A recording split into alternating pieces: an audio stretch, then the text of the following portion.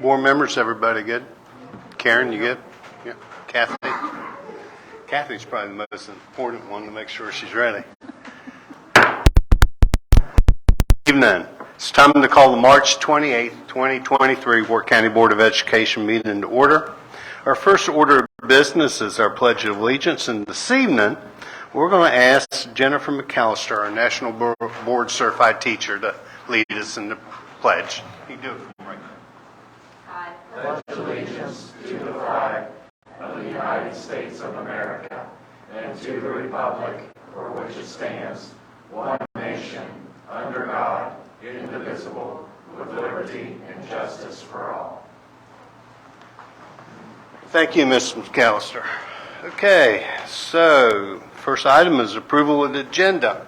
Do I have a motion to approve the agenda? So moved. Okay, the agenda, the only change on the agenda is under employment, and we have a name under number 4. Okay, I do not believe there's any other bold strikes or add-ons. Am I correct? You're correct. Anybody see something I'm missing? Okay, any questions about the agenda? Hearing none, we have a motion to approve the agenda as presented. All in favor say aye. Aye. Opposed say nay. Ayes have it. Down to recognitions. We have our state FBLA winners, and I'll turn it over to Mr. McCowan. So Warwick County High School has got a long tradition of having a strong FBLA group, and in my memory, dating all the way back to Mrs. Shaver when she was here, when I first started many years ago, and for all of the subsequent years from then until now. So this year it is no different, and Mr. Goff is here, so I'll have Mr. Goff come up and talk about some of the accomplishments that you have done and introduce who you have with you this evening. Yes, sir. If the mic is not on, please turn it on. Okay. So, well, you guys can come up. You're the reason we're here. So, yeah, as you know, I think 1971, Ms. Shaver started FBLA here at the high school. So we're going on 52 years. She taught my mom, then she taught me, and then she left. So we've kind of picked it up, Miss Limley and I.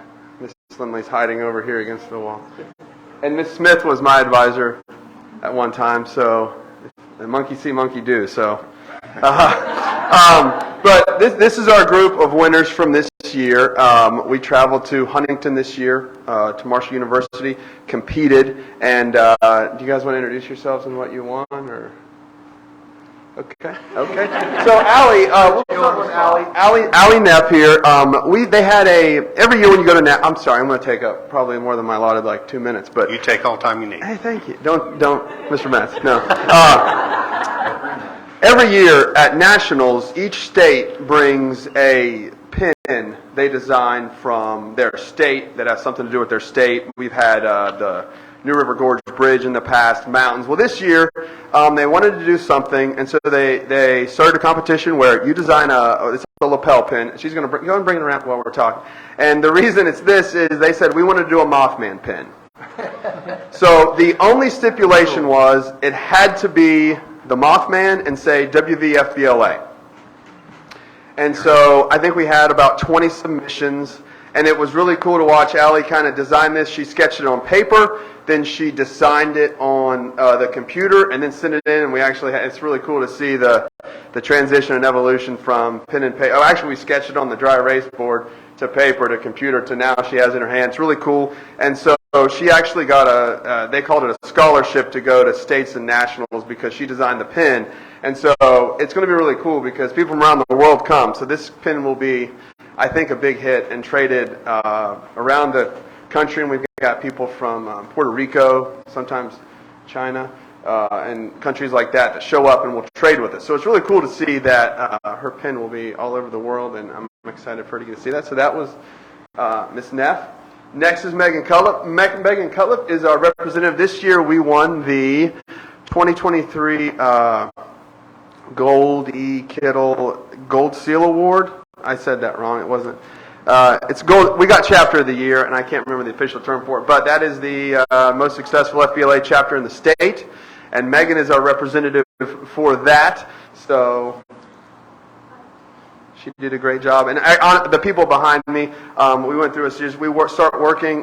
They get elected in May, and we start working the 1st of June to start. We do some different things through the summer and then on through the rest of the year. So we were the most efficient, successful chapter, and so we got chapter of the year, which is a really big deal. I know Ms. Shaver won it like 35 years in a row or something like that. So I'm very proud that we were able to get back on that train too. So thank you, Megan.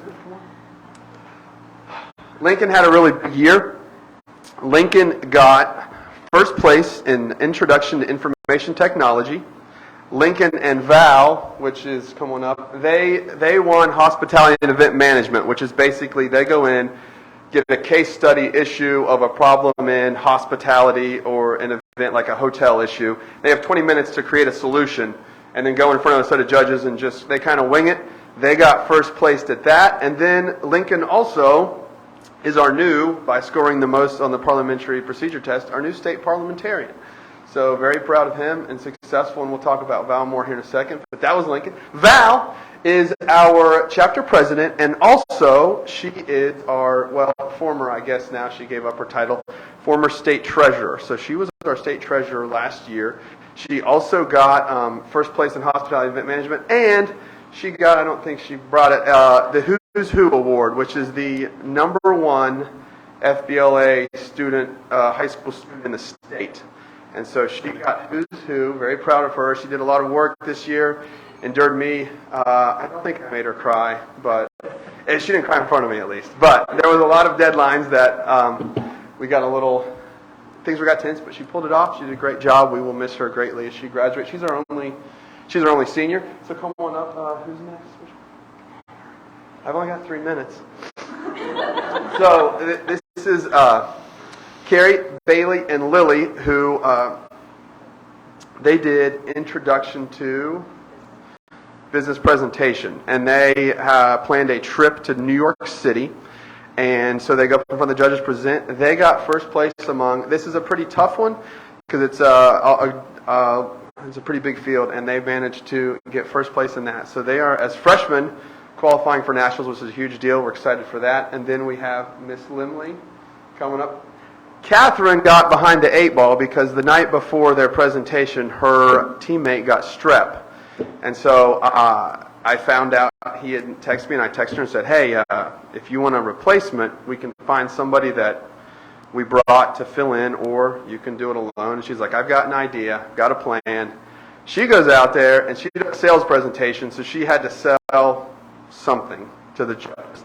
And so she went out there and she sold her product. She got first place, and it's impressive because that was 9th through 12th graders. So she was competing against seniors by herself when her partner unfortunately dropped out. So very proud of her, and she was successful in that. So they are all headed to Atlanta in June, and so I thank you guys for recognizing them. They did a great job. Very proud of them, and so they are more excited than they look.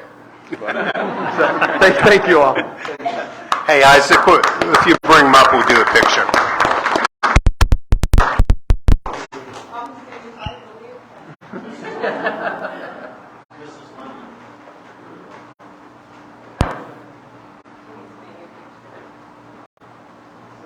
Is it going to be wise to go and something like that? Not at all. Go right ahead. Guys, go right around, and then he'll sort of move us where he wants us. Okay? You want me to move the flag? See him, he can see you.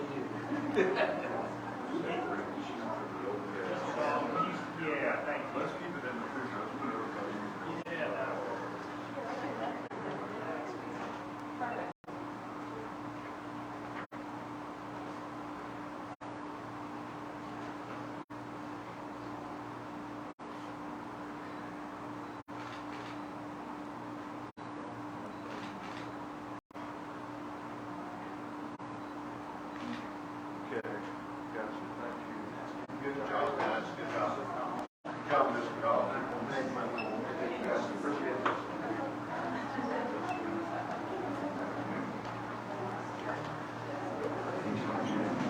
Parents, we appreciate you bringing the students out this evening.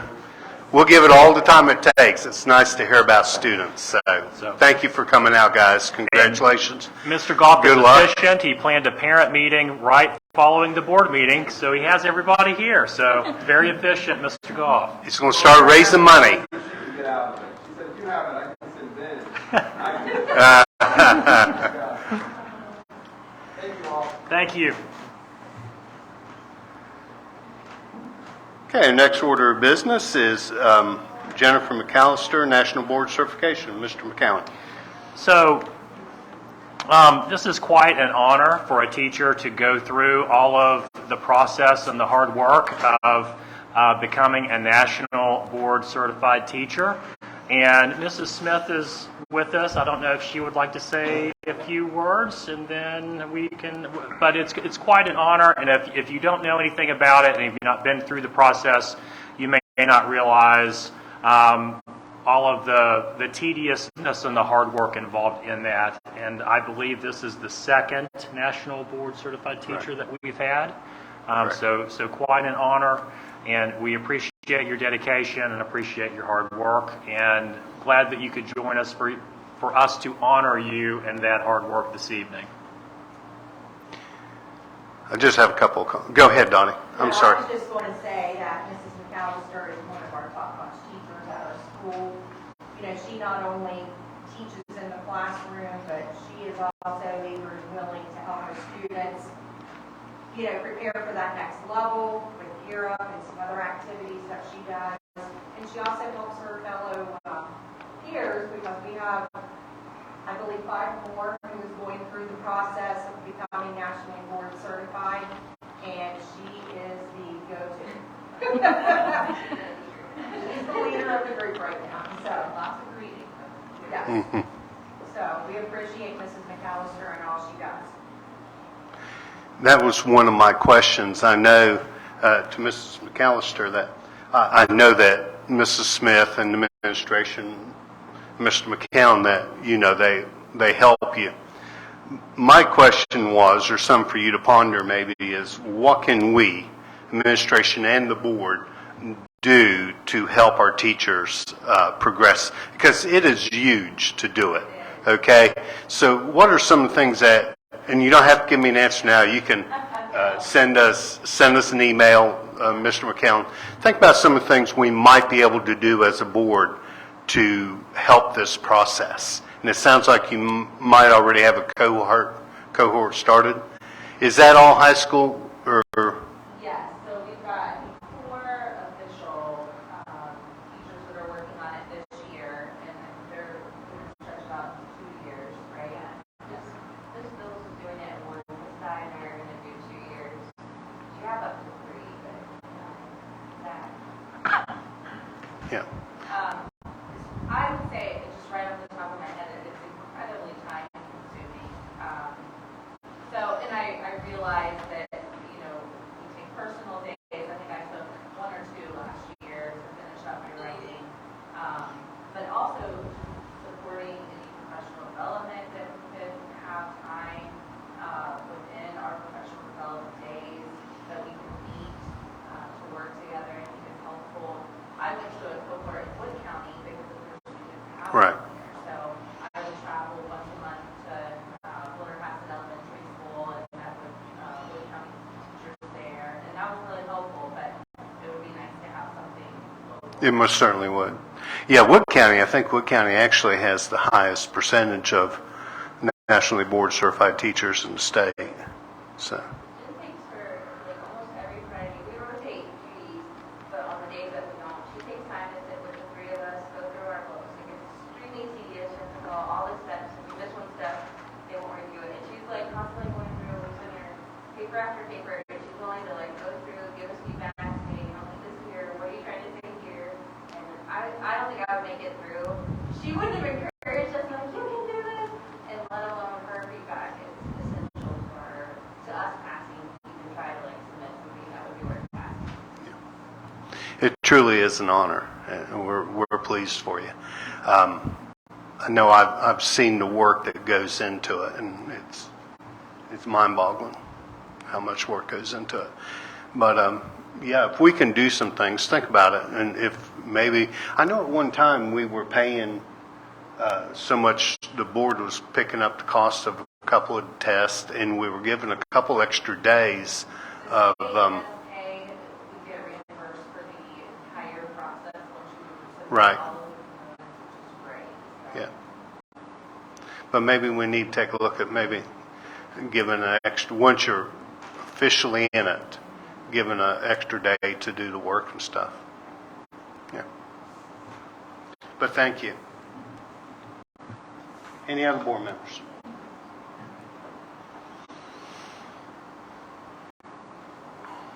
Okay. I think Mr. Armstrong would like a picture. Yeah, absolutely. Absolutely.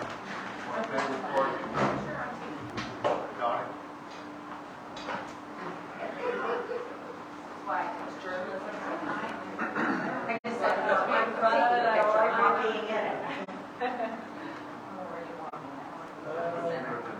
All right.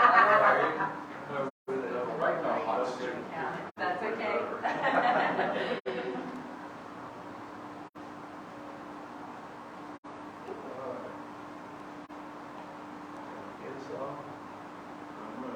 Okay.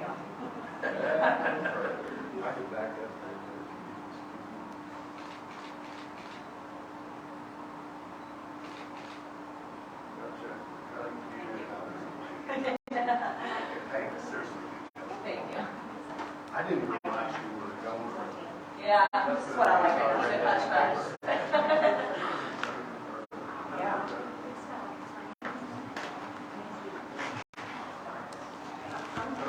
It's the reason I got it. Okay, I will. Thank you. Okay, we're down to information. A is Sarah Cassidy, Copeland Clinic. Mr. McCallum. Hill. So, we are getting presented with some Narcan kits. If you remember the last board meeting, we watched a video talking about fentanyl and the opioid crisis within the state, and this is something that we can use if we have a student or a staff member or somebody that's here having an overdose of opioids. This is something that we can use to help possibly save their life. So happy that you are able to join us this evening and share some information. Yeah, you kind of stole my thunder there, but I'll let you. So opioid overdose is actually now the leading cause of death among adults 50 years old and younger in the United States. And over 70 staff in Work County schools have been trained on administering naloxone through the ARPA grant partnership. And West Virginia does have a drug overdose Good Samaritan law. So the one boxes, they're an emergency opioid overdose reversal kit. So what they do is they assure that individuals have the life-saving on-demand training when and where they need it. So they work almost like an AED. So they'll step through the process. So there's a simple interface that's easy to use and understand when the overdose occurs. And it has visual and multilingual voice instructions that guide you through the entire process. From the moment that a person determines that help is needed, all through administering the naloxone, all the way through rescue breathing and briefing emergency officials. So, and giving naloxone won't hurt an overdose victim. So, given how safe naloxone is, a victim of a non-opioid overdose or an overdose caused by a mixture of drugs will not be harmed by naloxone. Naloxone is a non-scheduled, non-addictive prescription medication. And it only works if they have opioids in their system, and it won't have any effect if they don't. So each one box was purchased through the ARPA grant, and again, that stands for Rural Communities Opioid Response Program, which is a multi-year initiative that addresses barriers to treatment for substance use disorder. And the ARPA grant is funded through HRSA, and that's Health Resources and Services Administration.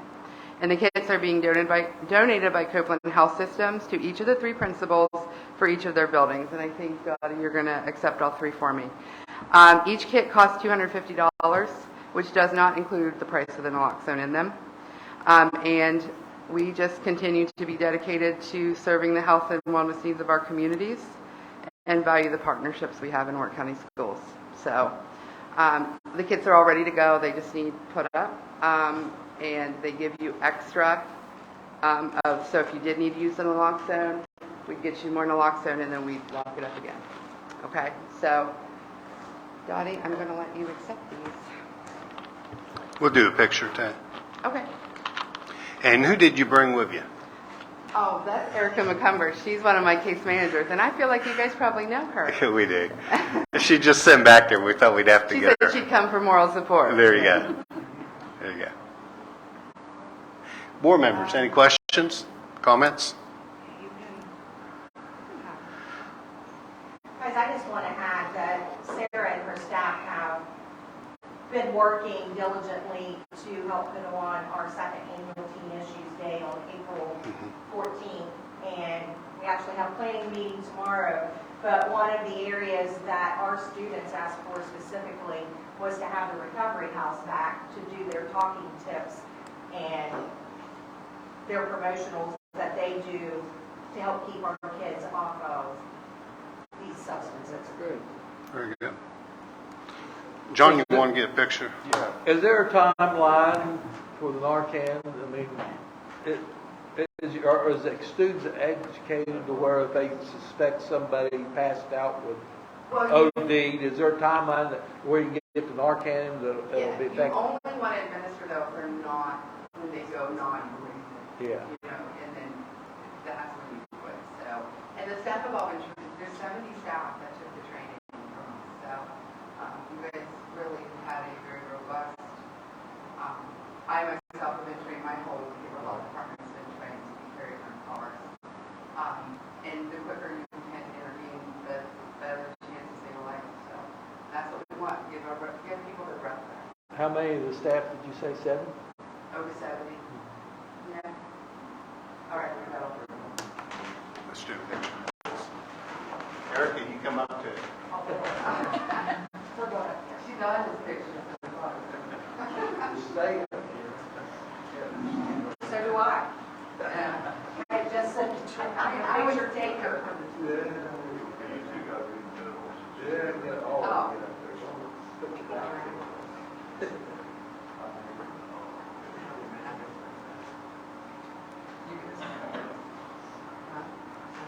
Now I got it.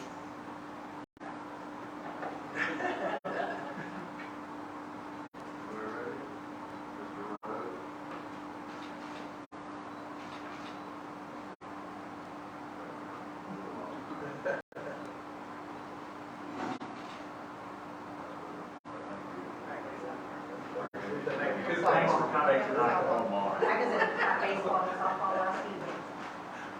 But you get someone. I know, I need to get a contract for our picture. I need to pull. Okay.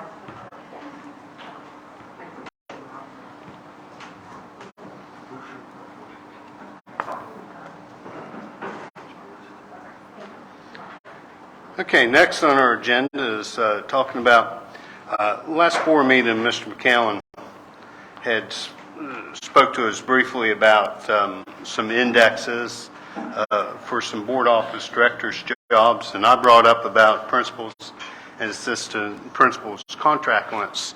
So he has put this information on the agenda, and I think he's here to talk to us a little bit, and Karen's here. I know Karen has worked on it. And we just thought we'd have a discussion about whether this is something that we would like to try to do. So with that, Mr. McCann, you want to start? And then Sure, I did get some information. I'm still waiting to get back. I had asked for it to be put out to all of the counties to get this information statewide, but I don't have it. But I did reach out personally to surrounding counties, and I have some information to share about what different counties are doing.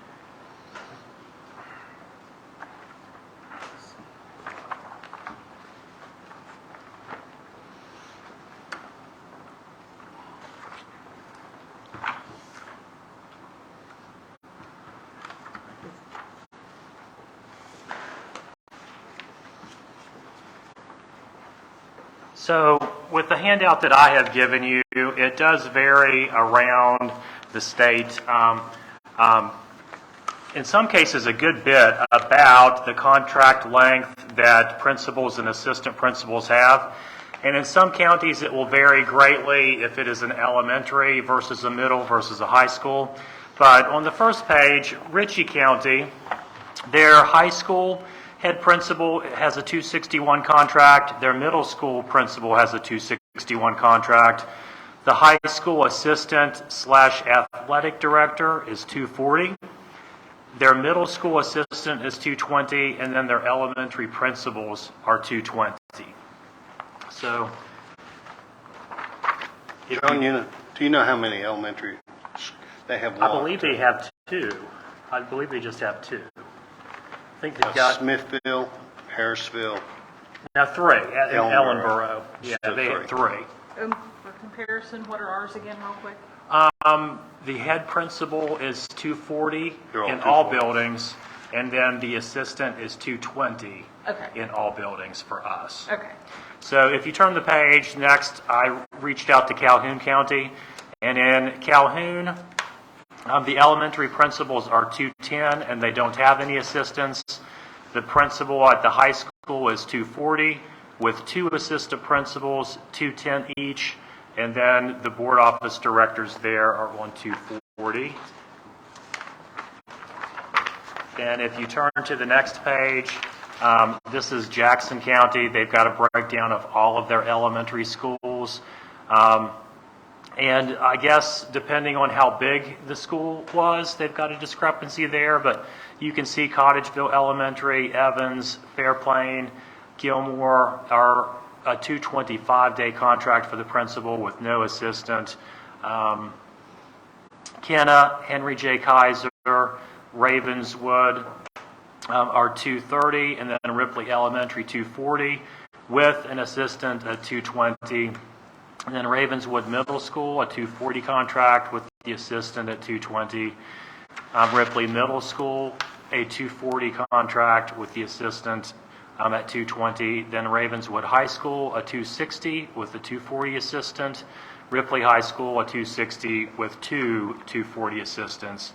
And then Roane Jackson Technical Center, a 260 for the head principal with a 240-day assistant. What's the number in the last column? I'm not sure what that is, to be honest with you. Karen, any idea? Oh, Yeah, I don't, this was just a pre-made form that they had, and I don't know what that is. I have a feeling it's an index by students, but yeah. But I'm not for certain.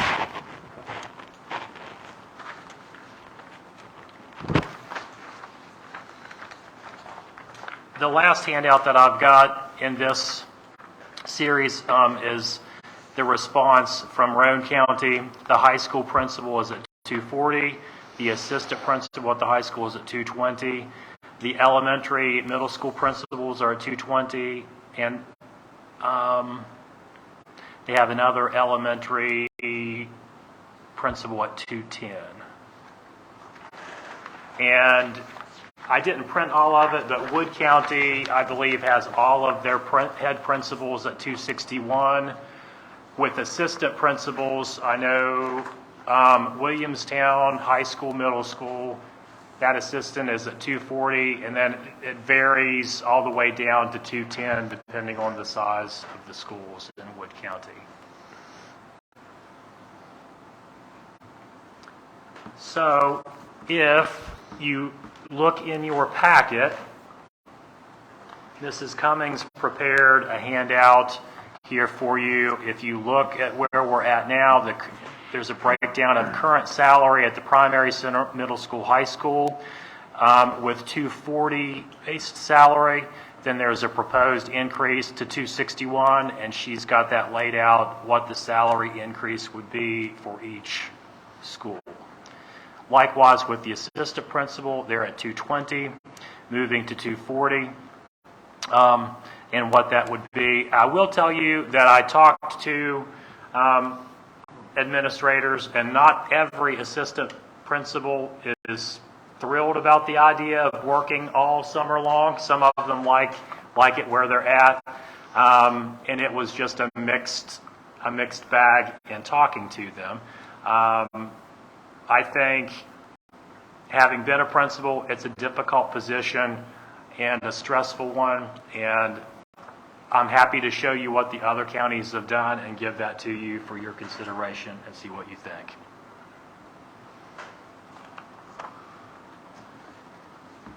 Okay. Well, since I brought it up, I'll start. How's that?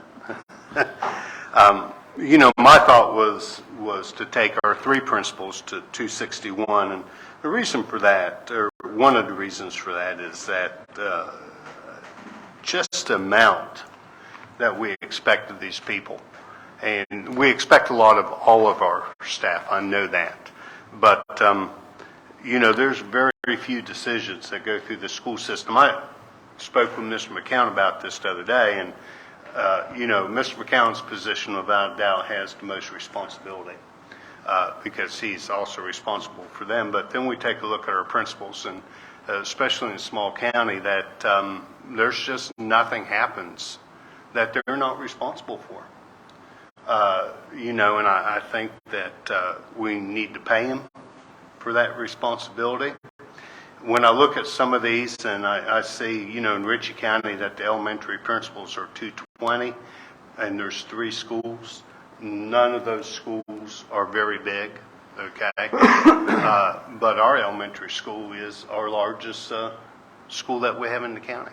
Now, high school, Mrs. Smith, and middle school have more programs per se, okay, but they don't have more students.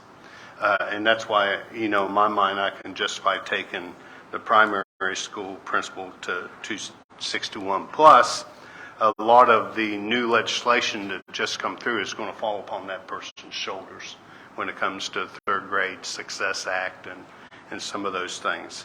But we have one of these, we have 3 total in the county, and I just think it's time that we take them to 261 and recognize what they bring to us. I have no doubt that any one of our people could go to Wood County to an empty, and none of them said that. Actually, not one principal has said to me that they'd like to have their salary or their contract increased. I mean, they're not out there pushing for this. But, any given day, any one of our people, I believe, could probably go elsewhere and get a 261 contract. So, and they do a lot of those other duties in some of the other counties that they don't do. So I'll lay that there. That's why I want to see that happen. I think we need to take care of it. No other job in the world like it. Mr. McCown, did I understand you say that some of them didn't wish to have a 261? None of the principals have asked, and no principal started this conversation. They did not. No principal has asked for this, but I kind of gleaned some information from the assistant principals, and right now they're 220, and we have asked for the past couple of years, if you recall, with summer school going on, for you to give the assistant principals some extra days here and there for them to help out with summer school. But there was an assistant principal that said that they would rather not be at 240 just because they had other projects and some things going on in the summer. But they didn't want to rock the boat likewise, but I think we can probably get some more information about the need that is there and maybe meet somewhere in the middle with the assistant principal is my thinking.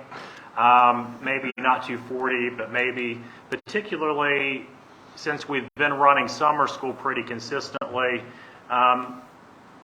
we have asked the board, I believe, for 10 days the past 2 summers to meet that need. Maybe with longer summer than school. that. Yeah. So maybe not 240, but maybe compromise somewhere and come back with a smaller increase for assistant principals. Just curiosity, what's a teacher's contract? 200 days. 200. That's set by the state. Yeah, I just didn't know. I was curious because, how many days they had to be there that the teachers work.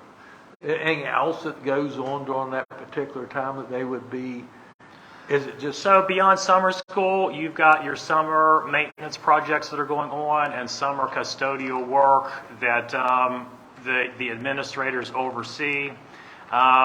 They are looking at professional development that they've got scheduled. They attend those sessions when teachers get trained. There's always an administrator there to attend those sessions. And then just planning, Scheduling. goals. And scheduling is a big thing, getting the master schedule complete and all of that. Not just complete, but then putting it into the computer system and Weavis and getting all of that in there is a pretty big undertaking. And then typically each year we have a textbook order and all of those books come in, and then getting all of those books and then the materials sorted and all of that is sometimes a pretty big job too. So even though kids aren't there, there's still wide-ranging work to be done. Has any of the other counties noticed when they went when they upped it for the 20 days at the level, have they noticed any difference in the academic performance of the students after they've done that? Or a decrease in truancy, or an increase in graduation, or any tangibles that we could see what we would get for those extra days? I have not asked that question, but that's an interesting question. I don't know the answer to that because I didn't ask it when I got this information, but I'm happy to put it back out there and ask. Or if you would anticipate, if we were to do this, would we see higher test scores with the students, higher attendance rates, higher graduation rates, or less disciplinary issues, or anything like that that we can say an extra 20 days is going to give us these results? Or do we anticipate the same results we're getting now for the extra 20 days? I think, again, I don't know how a person would ever track that back to show that's because of the contract. What I do know is that the people will they will be able to have more time to do those activities. I mean, I don't know if we can trace back. There's so many things that lead into, higher test scores and lower truancy. I'm not sure you chase that back or could ever be reliably chased back to what a contract is. But I will say this, the work that administrators do in the summer in preparing, if you want to put a program in place to address those things, the logistical groundwork of that is done in the summer by those administrators. You plan the professional development that you want to undertake. You get those things booked and on the books with the folks that are doing the PD. The logistics and the planning for any of those initiatives that you would want to address when kids are here, the groundwork of that is always done in the summertime before teachers and students return. But I don't know, it would be hard to Qualify it. to quantify that and say adding to these contracts had a direct correlation to student achievement and attendance. But it's a question worth asking everybody that to see if they noticed a difference in those things. That's a good thought. So where did the extra 20 days come in? When are we looking at when would those be? It would all be during summertime when teachers and students are not here. Because typically, if you are a 220 day, you typically would work 10 days before and 10 days after. Okay. With a 240, basically, it's going to be a wash with the number of days that they're working, because right now they work the 240 days and they have 20 Z days that they're called.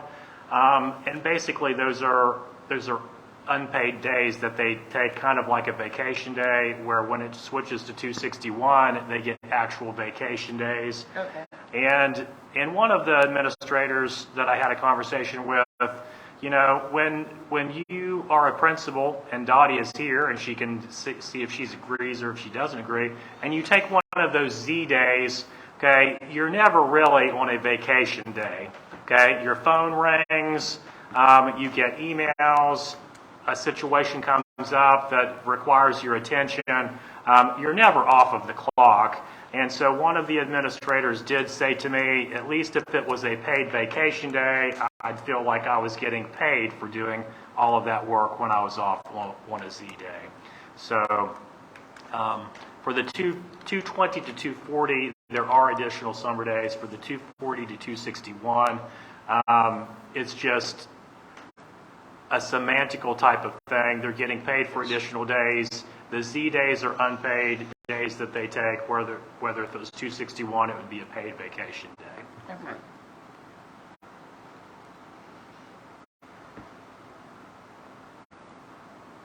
Yeah, right now we have, you know, all our board office people are 261.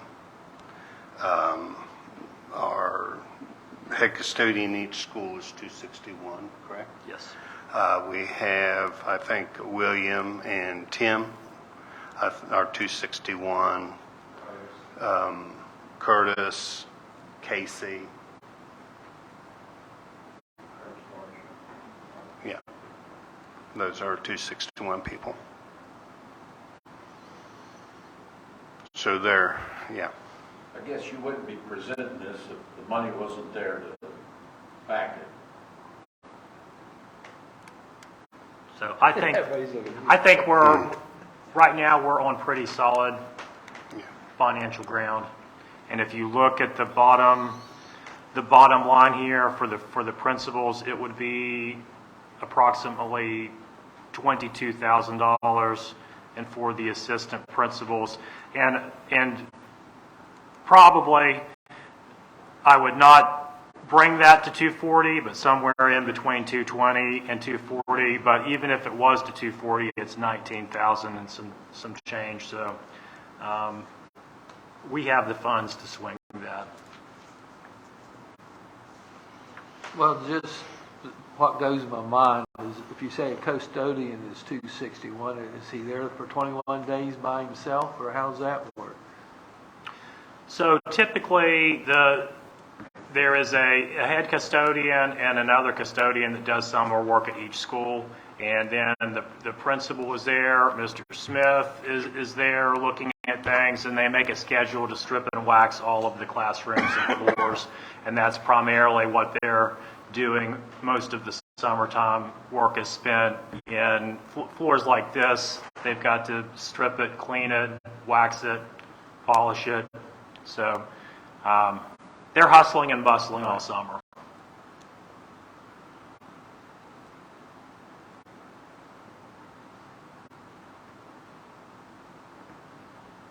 Yeah, we asked Mr. McCown to put this on here, just information. It's not anything we'll vote on. But it will be, you know, we're going to ask him to bring it back. I mean, if it's not the next meeting, then the meeting after, within, you know, one of the next two meetings, because this is not, if we decided that we're going to do this, you know, we voted and it was approved by the board, it would not start until July 1st, before So- that would go into effect. The contracts are year to year, Yes. and then if we would be in a position a few years down the road that we would have to back off of it, do we have to go through some sort of special procedures to do that? Yeah, we'd have to riff them. Okay, that's what I wondered. Yeah, you can, within state code, you can raise salaries, you can raise contracts, okay? While people are in the position, but you cannot lower a contract Okay. while a person's in the position. You have to get rid that person out of the position, then you can change it. So then what you could do if somebody was leaving is Yes. change it before the next When person. when it's comes in. vacant, you can make a change to it, but I believe Calhoun did that one year. They riffed everybody. They did. And lowered contracts. Lower contract, I yeah. remember it well. Yeah. Sort of answered my second question. What if? Yeah, Yeah. Or as people leave, as jobs are vacated, yeah, you can change it. change it.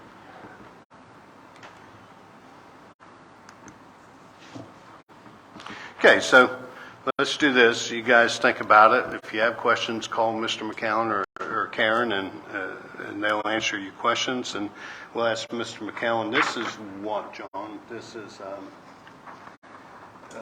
in March. Let's put on this, not the principals. We'll deal with that one here in just a second. Is that the, Pardon? that's the principal? This is the principals, yes. Okay. We'll ask Mr. McCown to put that on the agenda, the last April meeting. And by then, you'll have time to get what information you might need to make the vote that you wish to make. Okay. Okay, so now we are at the board office director's position indexing. John? Okay, so I've got a handout for that as well. Yep.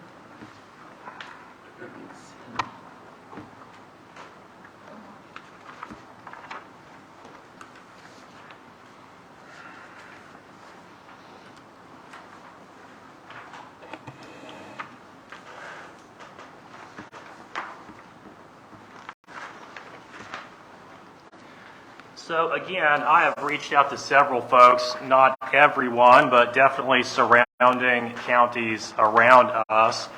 And as we got into a little bit the last board meeting, principals receive some additional funding through the funding formula based on the size of the school and the number of teachers at the school.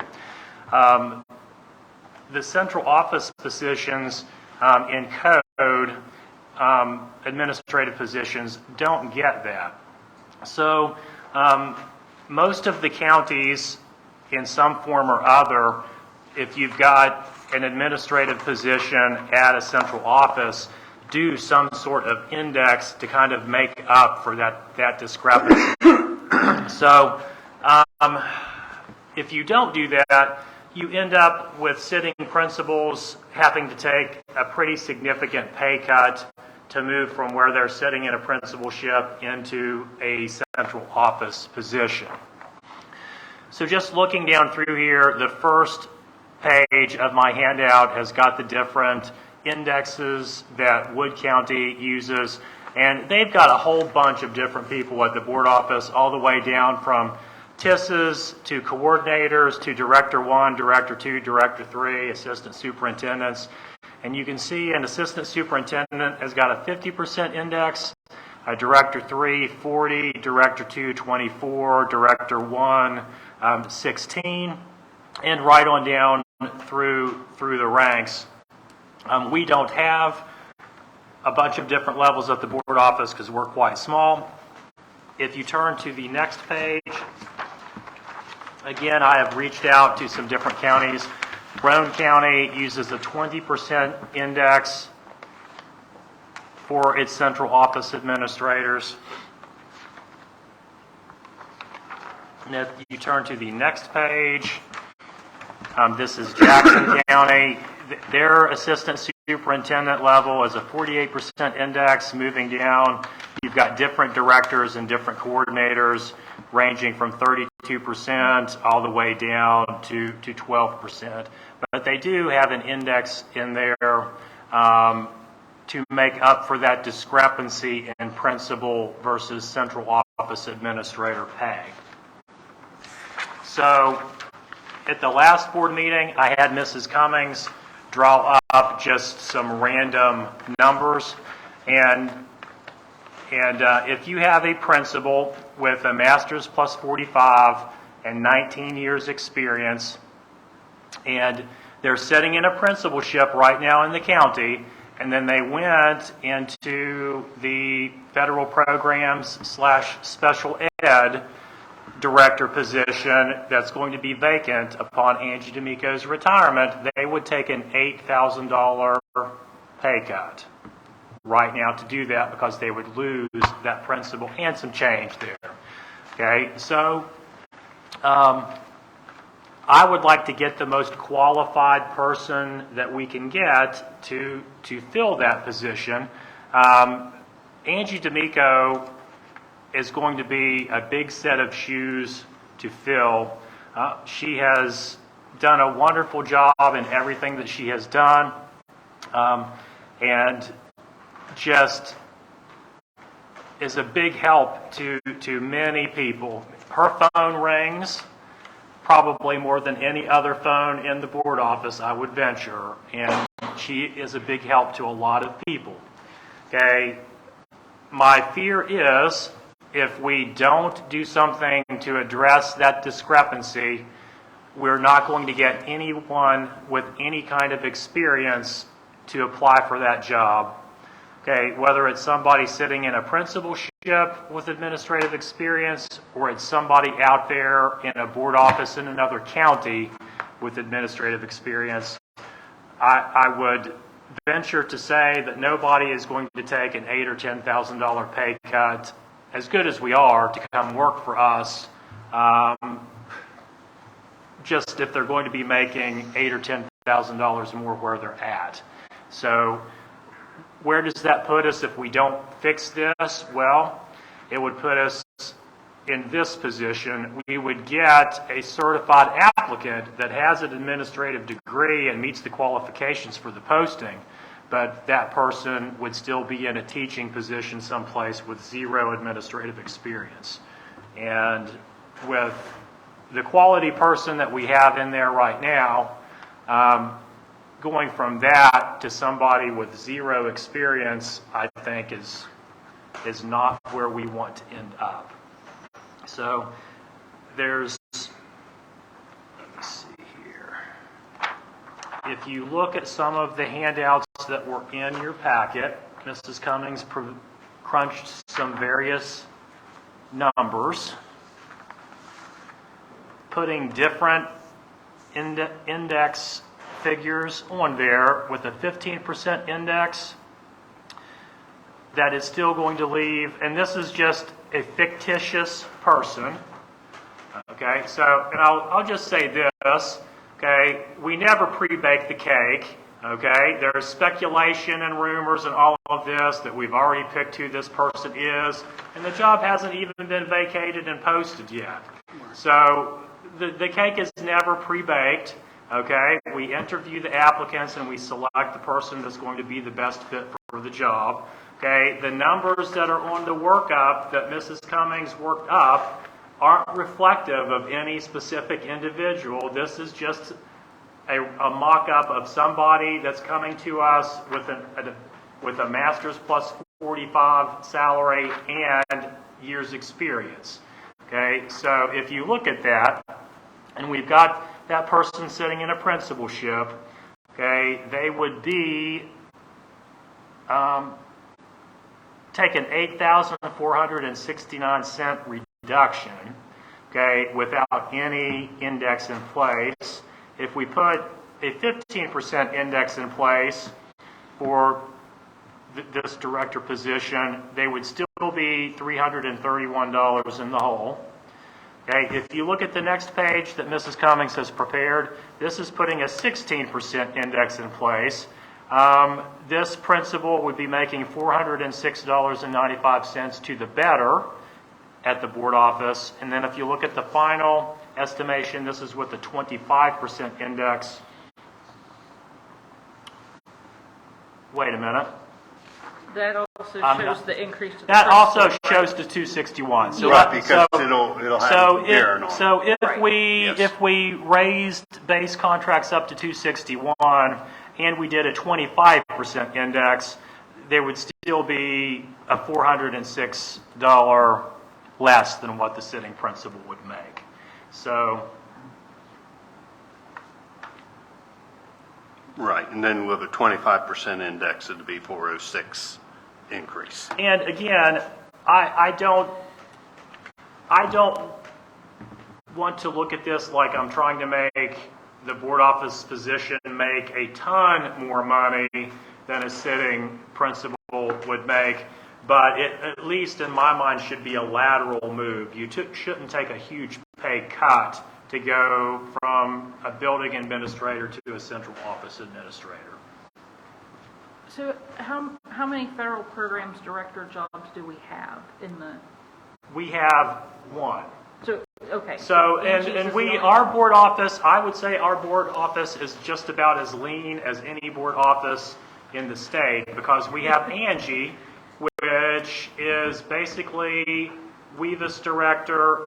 She's got alternative ed, she's got federal programs, she's got special ed.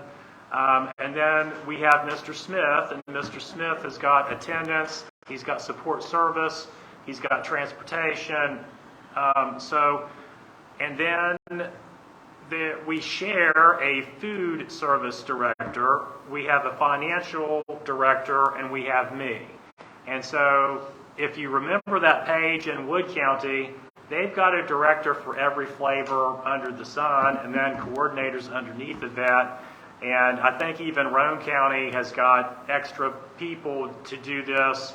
And I believe even Calhoun County has one more person that's technology / something else above where we are. So we don't have a whole lot of people, but the people that we do have wear a whole bunch of hats. Right. And are responsible for wide-ranging things, more so than what a director in Wood County that's only responsible for one thing would have to deal with. When I was in Wood County, I filled the federal programs director role, and I had myself, and then I had a secretary, I had a business manager, and it took 3 of us to handle the federal programs workload and to develop those budgets and track those expenditures, where half of Angie does all that. Yeah, I would say Angie's position probably, in any given year, probably deals with 60-70% of our budget. No? No? Okay. State aid, of course, is our biggest. Okay. And then our property tax, and then our federal money. But Yeah. within the federal programs, you've got lots of different programs. You got Title I, Title II, Title V, Title IV now, and then the special ed and pre-K special ed. So there are lots of different pots of money with all special rules and regulations that follow it. Yeah. And then on top of that, we have this ESSER funding as well. And of course, most of it is going to be ending next September, not this September, but next September. So yeah, there will be a wide scale back of activity at that point in time, because that was several $1 million, and that's what's funding all of these additional summer school programs, and of which we need additional administrative support for. Those are being directly funded out of that money. But yes, federal programs director, very knowledgeable over lots of programs. Yeah.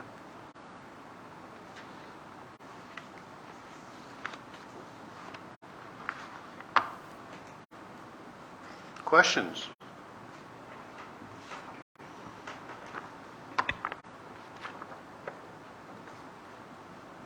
Do we, if you have somebody in there,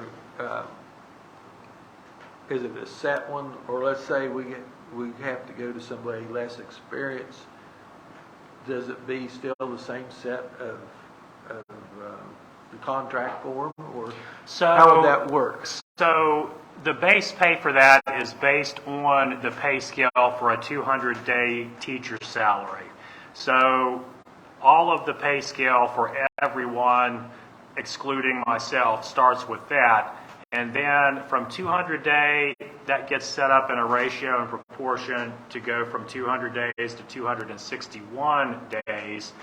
And within that 200-day pay scale for the teacher, there's a range from brand new with no experience all the way down, does it max out at 30 years?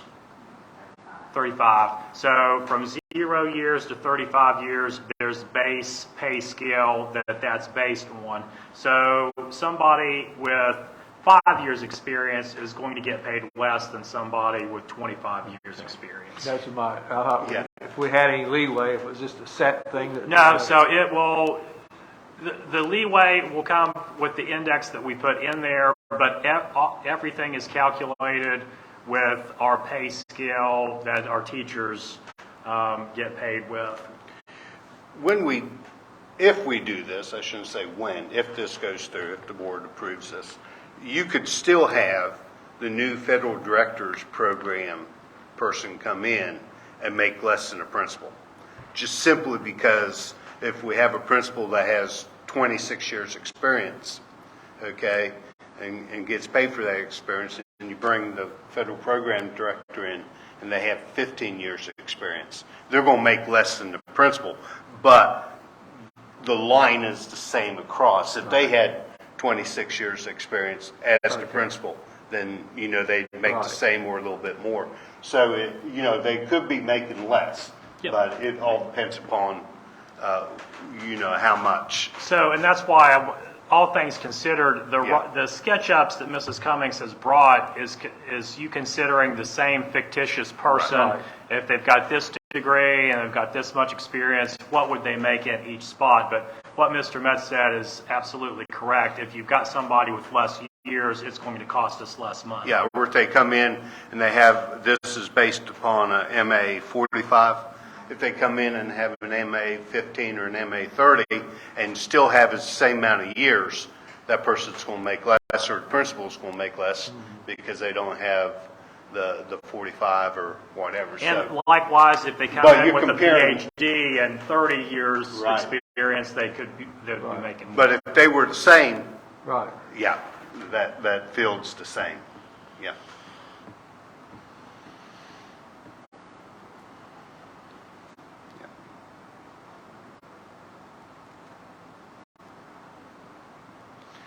Okay, I don't want to belabor it, but what we'll ask is the same thing, Mr. McCallum. This one, the reason that we're looking, Angie's job needs, I say Angie's job, the federal program's job is going to need bid out, okay? And we have to come to some understanding what we're going to do with that job as far as salary before we put it out. Because when that person comes in, probably the third question is going to be is what would how much am I going to make? So, and if we don't address that, and they see they're going to be making a lot less here than where they are, I want us to cast a widest net of certified applicants as we possibly can. So I would ask that if one of these things under information that we're talking about tonight gets moved to the next board meeting, that it be this one, that would let us get this set and done. We would then be able to put that posting up, and as applicants apply for that, we would be able to answer that question to them. How much are they going to make? I agree.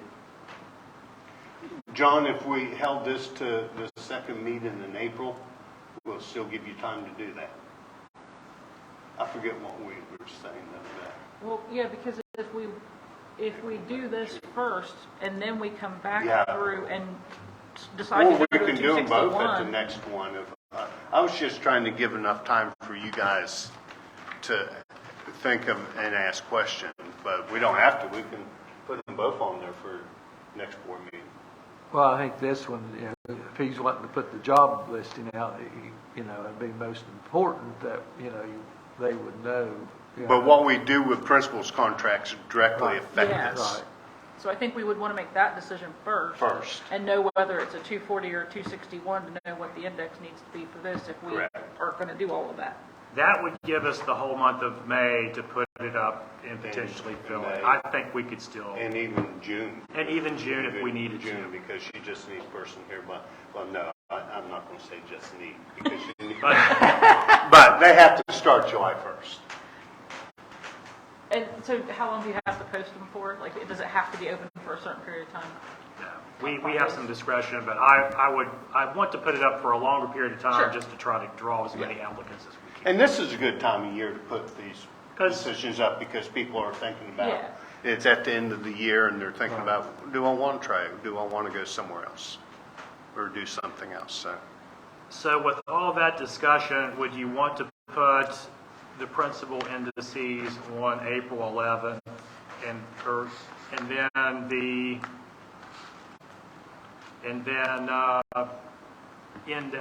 indexes on the 18th? I guess they're only a I week. would rather do both of them on the 18th. Both Just of them on the 18th. Just set them on the agenda to where the principal's one's on the agenda before the Yeah. indexes. And Yep. that way, if the vote goes that we don't do anything, then we move to the index. Okay. But the vote is that we make Yeah, the change. it's only a week's difference. I'm fine with that. That'll give us time to post it and fill it. Is the 11th when we do the levy rates? Or No, is that? It's the, Third Tuesday. yeah. Okay. Sorry. Yeah, that'll be the 18th. Okay. Okay, Do any we- other questions about that? Yeah, I don't want to cut off. We really didn't on the middle school, the assistant principals, you said you'd maybe go down to a different rate, not what we had posted, if I remember right. You Or said what not- what was on the thing was 240, but it can go to 230. But- It can go to, Right, well, do we have to have another information on that before we can take it to a vote? Do we have to, what I'm trying to say is, before we put it to a vote, do we need to say this is what we want to be voting on? Or can we Yes. change it when we vote? no, we'd have to vote, however, all depends how it's put on the agenda. Right, but I'm just, I just, we never come to conclusion on assistant principals. Well, I would like to, and this is what makes sense to me, and it's food for thought, because the past 2 years, we have asked for 10 additional days for the assistants. So it makes sense to me instead of me coming to you each year and asking for that, if you could move them from 220 to 230, I think that would be amenable. Okay. Yeah, when we had asked about 240, that was a number that I said, that isn't, because a lot of those assistant principals are 230, they're in between, so. But it can be put on the agenda that way, because we really didn't make any decisions. We haven't No. voted on anything or made any decisions. But we hadn't really made a decision whether it was 240 or 230. Right.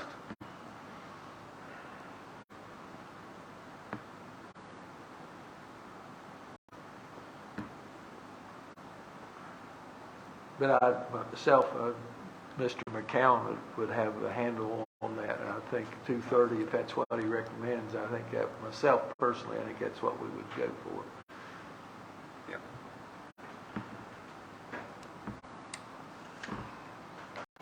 Okay, so that's how we'll proceed. Would you guys like for him to put that on there? I'd sort of like to see it be put on next board agenda again as information. Yep. And that gives us the right to talk about it, okay? People know we're going to talk. So if you have other questions or we want to have another discussion, we can. But if he doesn't put on their information, then we can't. Yep, happy we to do can't that. touch it. So, yeah, just put on there as information. It might be a discussion, it might not be. Yeah? Okay, good deal. Okay, so now we're down to assistant coaches. We're spending some money tonight. Or maybe we haven't spent anything yet. Yet. Okay, and again, this was one of mine, and just throw it out there and see what you guys think. That I had a thought that, times have changed. And our coaches, again, just like principals, teachers, everybody else, that job has changed. There's a tremendous, our kids have changed. There's more supervision that has to happen with our sports programs than any time in the past. And it seems to me like we're getting lots of people. I don't want to use the word assistant because this board is not approving them that way, but we're getting lots of lay people, good lay people. Okay, I'm not making a judgment there, but we're getting lots of lay people that are coming and working in these programs. And the issue is that they truly aren't. We approve them as volunteers, okay, and then they work in the programs, but it's sort of, in some ways, some of it is morphed into that they're actually coaching, sitting on benches, okay, and are coaching. And there comes some inherent problems, liabilities with that, because they are not approved by us as coaches. And they themselves have liability. We as a board have liability, okay, if something happens while they're there.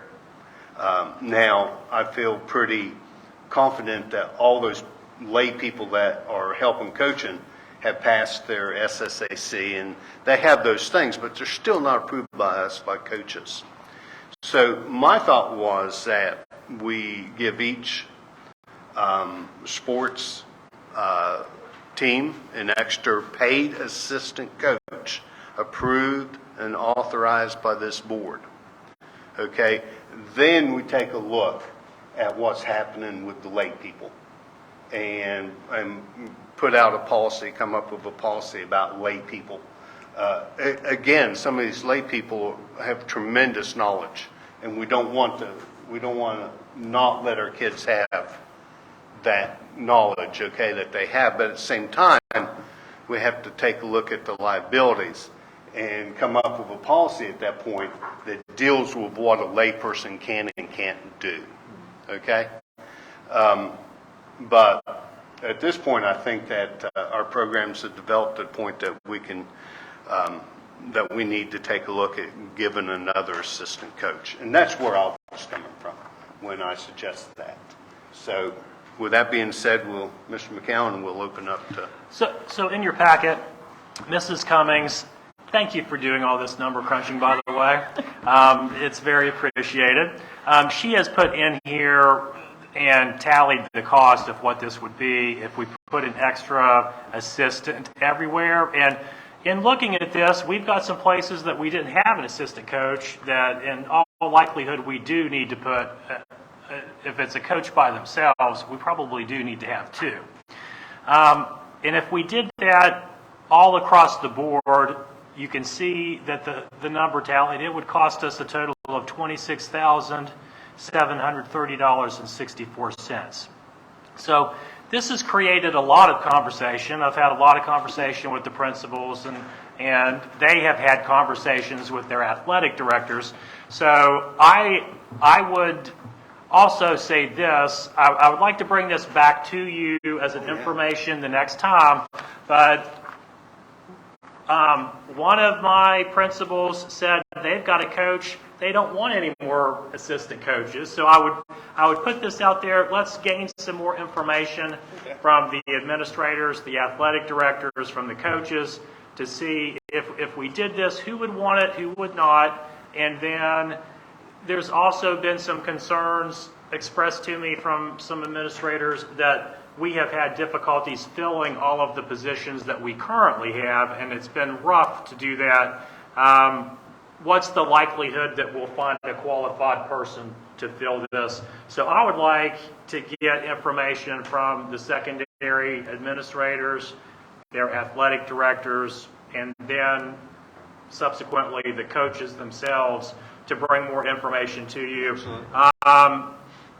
In looking down through here, if we've got a head coach that didn't have an assistant, as Mr. Met said, you don't want to be the one person and then something come up and you've got a group of students somewhere not supervised. I think that definitely we ought to look at that and address that and add an assistant there.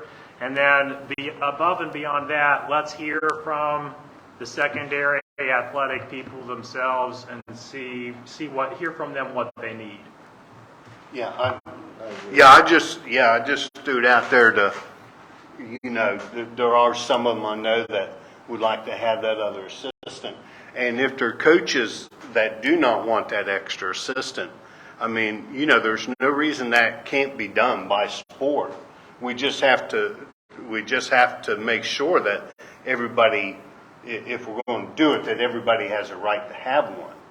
And down the road, if that coach leaves, there might come a time when the new coach would say, I do. And we also have to take a look at the Title IX and make sure that we stay within Title IX, okay? That, that, or how many coaches we have is, even between our male and female sports, okay? So, there's two or three things. But Mr. McCown, I wholeheartedly agree with you. I just think we're coming to a time that the board is going to have a policy made and have a serious discussion about lay coaches. Right. And what does that mean, okay? And what does it mean within SSAC when it comes to, who can sit on a bench, okay? And that's where I was coming from, okay? That if there are people that are from the community, again, making no judgments about their skills, might be more skilled than our paid coach. Okay, I don't make judgments about that. Making a judgment about what the liability of that is.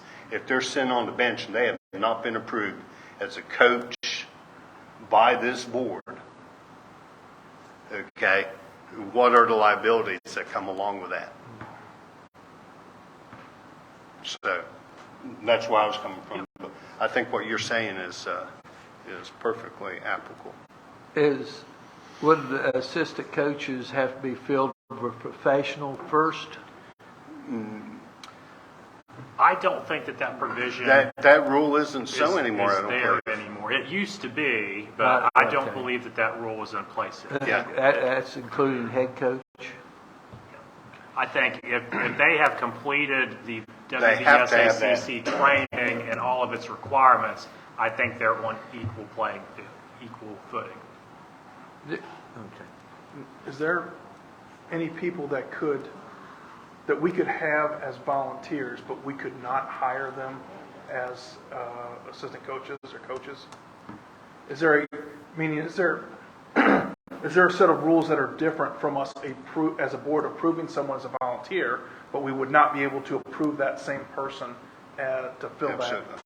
So there is two different things there. So if you've got a volunteer chaperone for basketball, and we've got several of them, it might be somebody that runs the clock. It might be somebody that keeps stats. It might be somebody that does a variety of things. But if somebody is going to be actually doing coaching, we have had folks that have done volunteer chaperones, but then they have went on and completed all of the WBSSAC stuff, and they're certified to be a coach. They have helped in that capacity. But without that credential, they can't. But there still may be, and that's a good question, with the liability issue. In my background, I think anybody that we want a volunteer chaperone that's helping out with the sport, there's always been the umbrella of the certified paid coaches there directing them and them working under the direction of somebody that is our hired and paid coach. So I guess what I'm also asking is, are the rules for hiring so for instance I'll say age. We could have an 18-year-old that we approve as a volunteer, but if there was a rule that to be a coach you had to be 21, or any other rules that that would be in addition a higher level for the paid position. So I think the only other thing would be the SSAC credentials that they've completed all of the training to be a certified coach in West Virginia. Because that goes through, and that's monitored by the state, just like a teaching credential or any other credential is. They've got to have completed all of that and have their certification on the certification site to be a coach. Do coaches have background checks?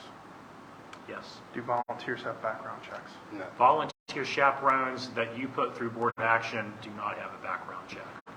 And hence comes in some of what I'm saying, Mr. Sherlock, is that we approve people as volunteers, knowing that they're going, volunteers or chaperone, knowing that they're going volunteer or chaperone, okay? Not coach a sport. I think when they're going to coach a sport, it's a different ballgame, okay? When they're going to sit on a bench, okay, or sit, during a wrestling match, sit in a chair, or walk the sidelines, or work, okay, that they need to have, they need to be that certified person, that people just can't do that.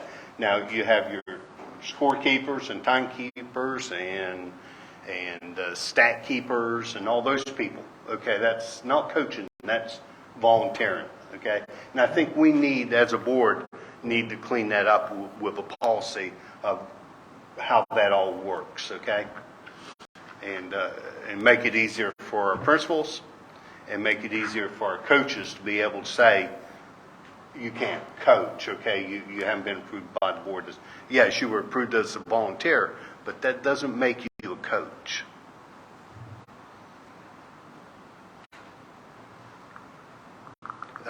I know Wood County, again, we said they hire those people that want to be coaches for $1, I think, and which gives them, then brings them under BRIM, and allows them to have that liability insurance. Karen, do you know anything about that? I can ask that. Yeah, actually, at one point in time when we had a board member who wanted Yes. to be a coach, we had to pay $1 in order Yeah. to keep the coverage under BRIM. Yeah. So yes, that is true. So I just think it's time to clean up, and I thought while we're cleaning up, if we have such a need that we're using outside people, if we give an extra assistant paid, board approved, certified coach, that maybe we take care of some of that need, but we'll find out. Yeah, I'm good with that. I got one last quick question. So, did I miss esports on here? So we did not, that was not, Is it technically not a coach? Is that? Yeah, it's not SSAC. it's Okay. not It's a SSAC, sponsor. but if we're doing that for every other, I don't have a problem adding that to, let me make a note. So I'm thinking right now that one doesn't have an assistant at all. So I don't think so. yeah, just one person overseeing that.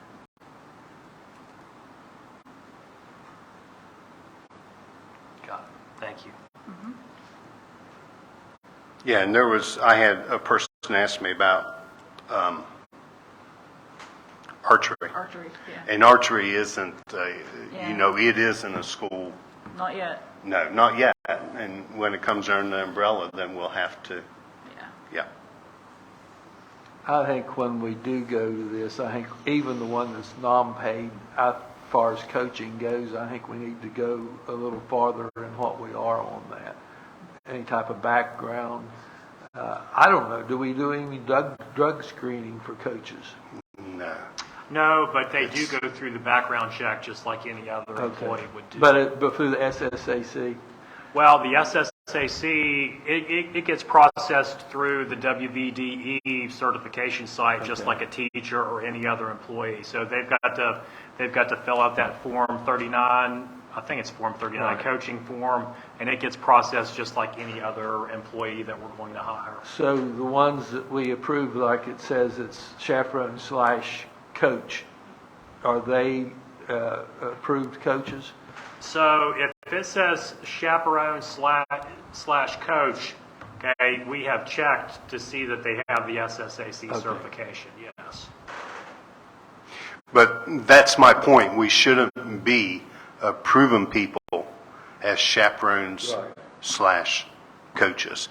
We approve them as chaperones, volunteers, And they might put on that the program they're going to work with is ping pong, okay? Right. So we know they're going to work with ping pong, but they're not a coach, okay? They've not been approved by this board as a coach, nor should we be approving people as coaches, okay, that are lay people that haven't gone through the bidding process and all the, I mean, we shouldn't be doing that.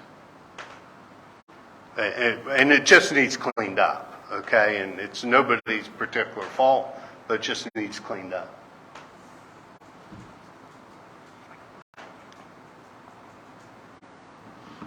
I'm Yep. good. Okay. Any other comments, guys? No? Okay, so we are down to, we're not moving real fast tonight. Okay, we're down to the monthly attendance report. Mr. All right. McCowan? I'll turn that over to Mr. Smith. Okay.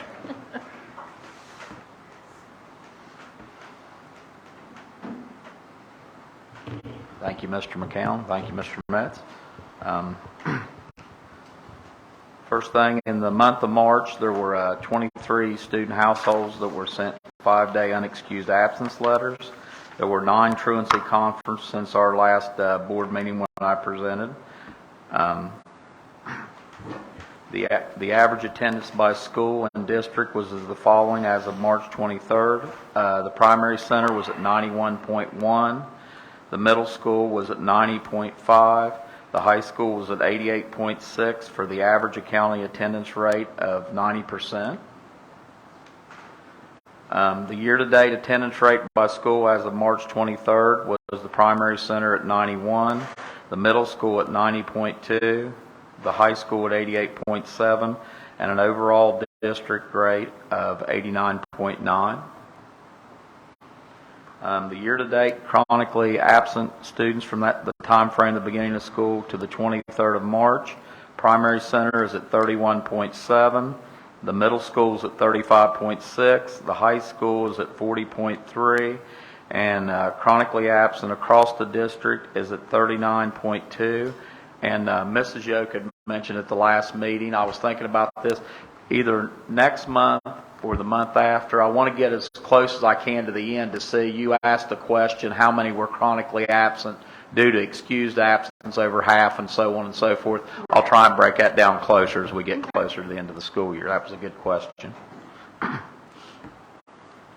Enrollment, primary center is at 352, the middle school is at 286, and the high school is at 288, for a total enrollment of 926 as of March 23rd.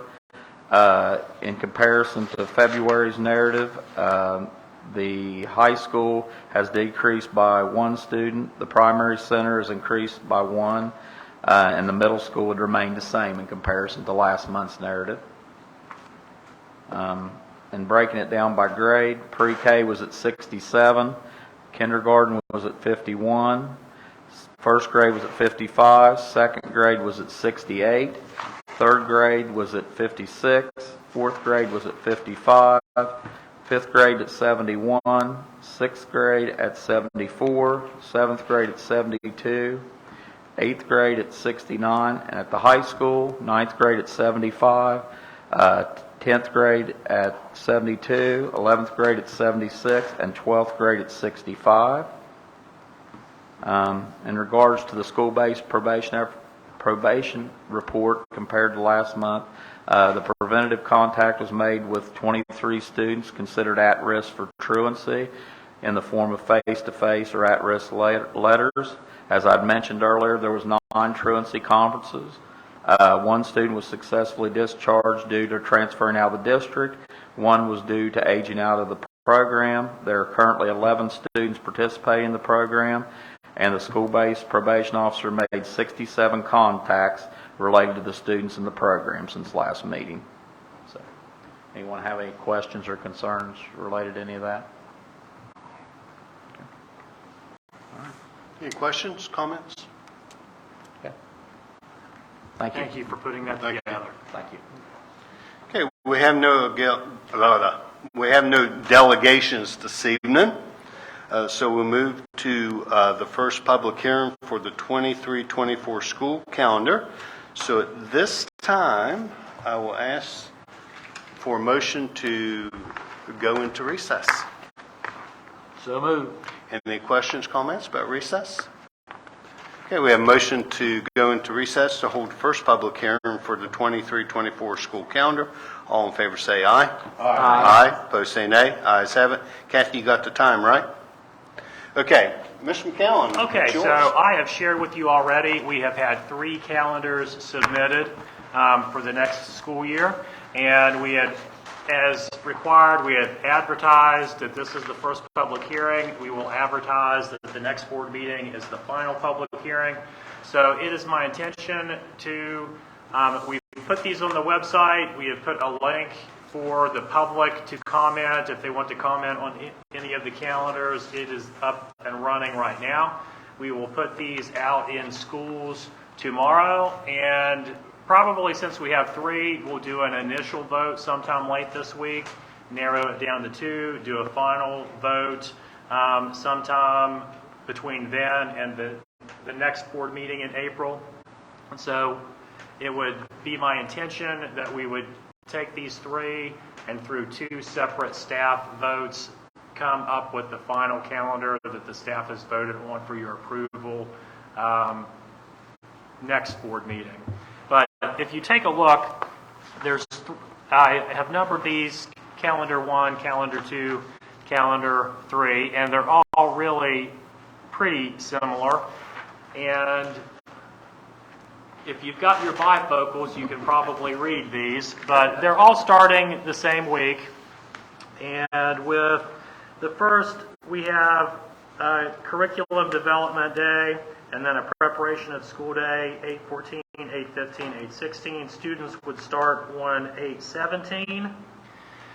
As you go through, all of the holidays are in there. We would have a PL day on October the 9th, a full week off of Thanksgiving break. We would have a PL day on the Friday before Christmas break. We've got a week of Christmas break, and then the holiday on Monday of January the 1st. If you look through all of the calendars, all of the spring breaks through here are attached in some fashion with Easter this go around, either the week before Easter or the week after Easter. But on calendar 1, it would have the last regular day of school for students on 5/23, barring any snow days. And then the final PL day on 5/31. Again, if there's no snow days, those OS days there, we would be ending school the last week of May. If you look at calendar 2, it's got 4 prep days at the beginning of the school year. And then students would be starting on 8/23, their first day of school. We'd have a PL day on October the 13th. Again, you have a full week of Thanksgiving break. On this, it would be a longer Christmas break than on calendar 1. We would have a Faculty Senate Day on December the 20th, a Curriculum Development Day on December 21st, and then students and staff off from the 22nd through January the 1st. And again, we've got the in lieu day for parent-teacher conferences and open house on 3/29, and then spring break that following week, with including the Monday after Easter on 4/8. With this, we've got the last day for students, barring snow days, on June the 4th. And then finally, calendar number 1 and calendar number 3 are very similar. It also has students starting on 8/17 after 3 opening of school days. It has a full week of Thanksgiving break. It has a PL day on December the 22nd, and then the full week off for Christmas. And this one, it has got the week before Easter as being spring break, with the Monday after Easter being a professional learning day for staff, and this has the last regular day for students barring snow days as May 22nd.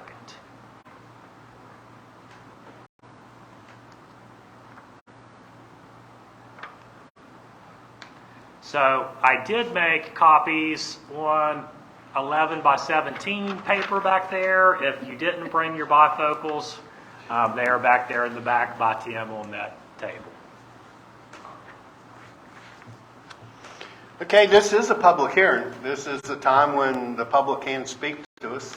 And so if anybody out in the audience has a question or a comment or whatever, and now's the time. We're happy there. All six of you, too. So, and if there are folks out in the studio audience, I will reiterate that we have put all of these calendars up for public viewing on the webpage. There is also a link there. If you have a comment that you would like to make about those, that link is on the webpage as well. Karen, is the late one going to affect staff pay? Or is it starting early? So calendar number 2 has the last, calendar 2, the last day for students is June the 4th. Potentially the last day for staff could be June the 11th. I'm talking about the first. First of it. You're First day. So- I need to know the first day. What's the first day? Of calendar 2. Calendar 2, the first day for staff is 8/17. I gotta have 9 days in there before the payday. When's August 28th? 1, 2, 3, 4, 5, 6, 7. How many days? 9. Including the 28th or not including the 28th? Including 28th. 1, 2, 3, 4, 5, 6, 7. It's 8 days on the 28th. Nope. Okay, you'll have to go back to September the 14th.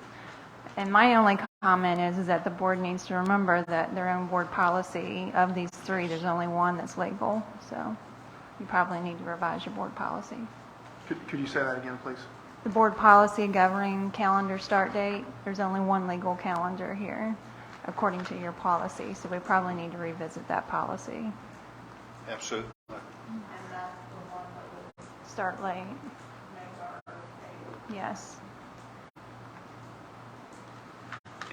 Yeah, there was Ms. Sherlock, several years ago, there was a board policy put in place, and for whatever reason, board policy was put in place that we could only start before this day or that day, and yeah, and it had to do with several things, but that policy needs to be revisited. Okay, it frankly was a silly thing to do when it was done, and it needs to be revisited, and I can do that. and we need to take those dates. The policy itself is pretty good. It's just those arbitrary dates in there need to be taken out. So which, out of calendars 1, 2, and 3, which one by current policy would we be able to use? 2. So we can only use 2. So then, unless we change the policy. Yeah. The board could and what has happened in the time that I've been here, the board has voted to do something other than what their policy says, Yeah. which is the purview of the board. Yeah, we can vote to not follow our own policy. I mean, unanimously, or not unanimously, but if the will of the board is not to follow the policy, we can. I hate doing that, and I hate doing that because it opens up, it's a slope, and it opens up where you voted not to follow your policy there. Why can't you vote not to follow your policy here? So I think it's time that we bring the policy back and take the dates out of it. Yeah, happy to do that. Also, on Just these, clean it up. on these calendars, they would be very difficult to read for a parent that is not familiar with all of the other terms that we have in there, because most of the parents would be concerned about when does their student go to school and when does their student not go to school. So we do indicate some of that in that first column with the start date, the last date. But when a parent's looking at this, is there, like the difference between, an outside school environment and an out of calendar day or whatever, so that a parent could easily look at it so they have an informed way to comment on how they would like the calendar for their students. Does that? I think that that when we put a calendar up specifically for parents, that we put it in a different format than this for parents to understand. So I think that we could probably do something similar to that and put that up alongside this. This is the official document that we have to send to the department, so it makes sense to do that on there. But I'm not opposed for us to making an easier to understand document. Just in conjunction with this, so if a parent is looking at making comments, they can say, okay, I can see when I have to have my kid to school, I can see where I could plan my spring break or Christmas break, and, of course, this is the day that ends unless snow days push or whatever. Sure, I think we've always done that. we have put, I don't know that we have done it with the sample calendars, but when we got a regular calendar, we always put a parent-friendly version out. But I'm not opposed to doing that and putting it up in conjunction with that. Happy to do that. Thank you. This is my second one of these. I don't remember how the voting is done for which one is accepted. So typically, if we've only had 2 submitted, and some years we've only had 2, we just put a straight-up vote for all staff members to vote on what they want. If there's been more than 2, we've done an initial vote, and then we've taken the top 2 vote getters and then put that back out to everybody again for them to vote on the top 2 to determine which is the prevailing count. So it's totally staffed then. Yes. That's what I thought I remembered. But And as long as I have been here, we've always had the staff to vote on their calendar. I think some larger counties, they put a committee together, and then the committee votes on it, and regular staff members don't have a say. I think that's one benefit of being small, is that we can poll all of our staff members and get their input. Yeah, I'll say that I won't recommend this, but I'll say this, that the calendar is one of those things that the board has control over. And the board doesn't have to ask anybody what they want in the calendar. They can make up their own calendar. And the calendar is one of the few things that does not take a superintendent's recommendation. Okay, it's a board. It's left in the hands of the board. Now, not for a second should we do that. Okay, I think the process we use works well, and we need to stay there. But when it comes up, if there's something in there that, as a whole, the board doesn't like, the board has the authority to change that. But and again, I wouldn't do without. I will throw that out there, but there's a whole bunch of rules and requirements and things. It's a tedious and painstaking thing to go through, and I appreciate the 3 people that took the time to do that and make a calendar. You can't, there's a whole bunch of procedural things that you've got to follow. So I will say I appreciate the time and effort the folks that develop calendars put in there. It's not something, while the board could do that, I would, if the state wants to give it the check mark and stamp it, if it doesn't meet the requirements, they're going to say this doesn't pass muster and send it back. Now, I will say that I think that we need the superintendent's recommendation when it comes to it. But at the same time, just... How does the 3 calendars come up? I think, was it last year we only had 2? Last year we only had 2. Right. How did we, So I put out there, I think starting in December, the state has got an instruction manual with all of the requirements, and then we put out a blank sample, one of these, and we just put it out to any staff member that wants to sit down and make out a calendar. And then there's a secure site that board office folks can log on. We have taken the constructed calendars from those staff members and put it onto here to generate these 3 calendars that you see. And then when you approve it, we'll go in there and say, this is the one that we're submitting. It goes to the department in Charleston, and they will check all of the rules that we followed and give us the thumbs up that we have an acceptable calendar. Good question.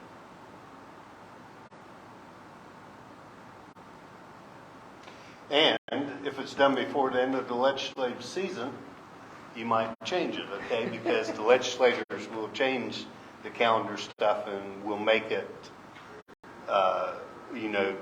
effective. So you go back. And so that's why we're doing it now. We have traditionally done it now. I think it was Kanawha County had their calendar for next year like in October or something crazy. So Mr. Metz is right in that the legislature can change the rules on you, and then if you did it early, you'd have to start back from scratch and fix it.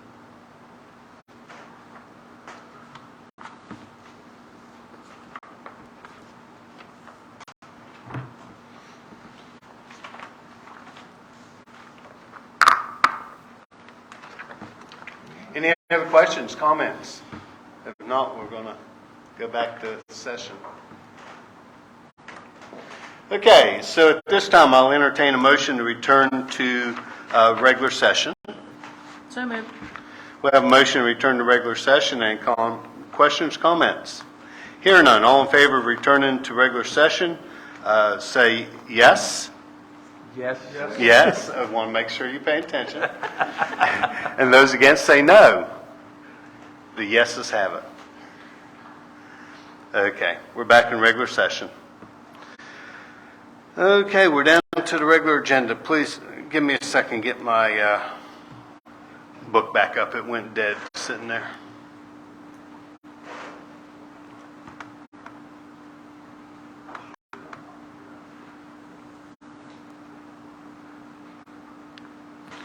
Okay, we're down to approval of the minutes. Do I have a motion to approve the minutes of the March 7th, 2023 regular meeting? Any corrections, questions, or comments about the minutes?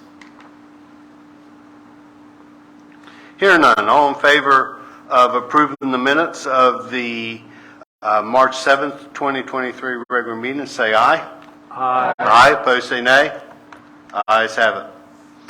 Down to finance, in a motion to approve the payment of invoices in the amount of $265,917.72.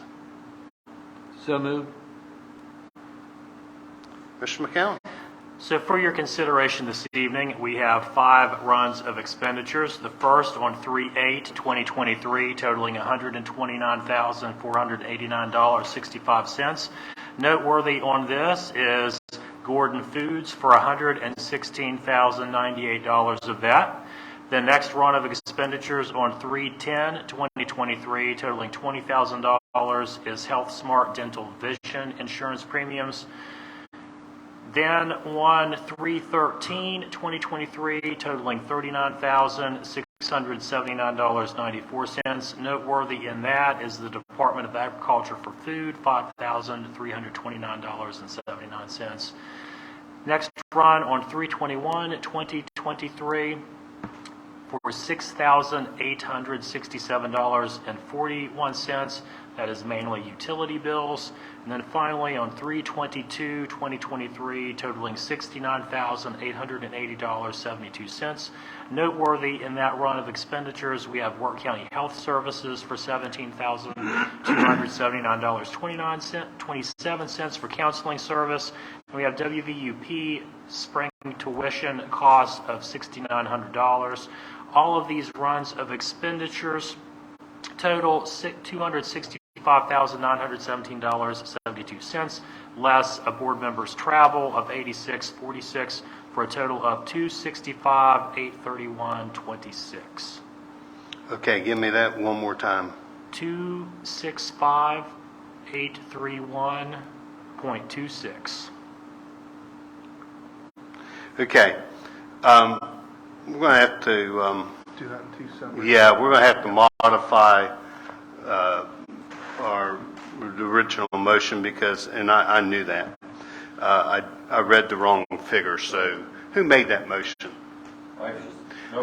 Brett did. Okay. Okay, that motion should say payment of invoices in the amount of $265,831.26. Did I get that right? Okay, so that is the motion that we're under right now. And Okay. I'll make that motion. And Brett made it, yeah. Okay, any questions, comments about anything within the invoices?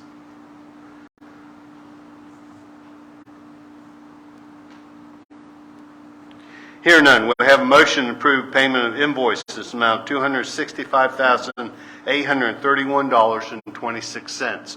All in favor say aye. Aye. Opposed say nay. Ayes have it.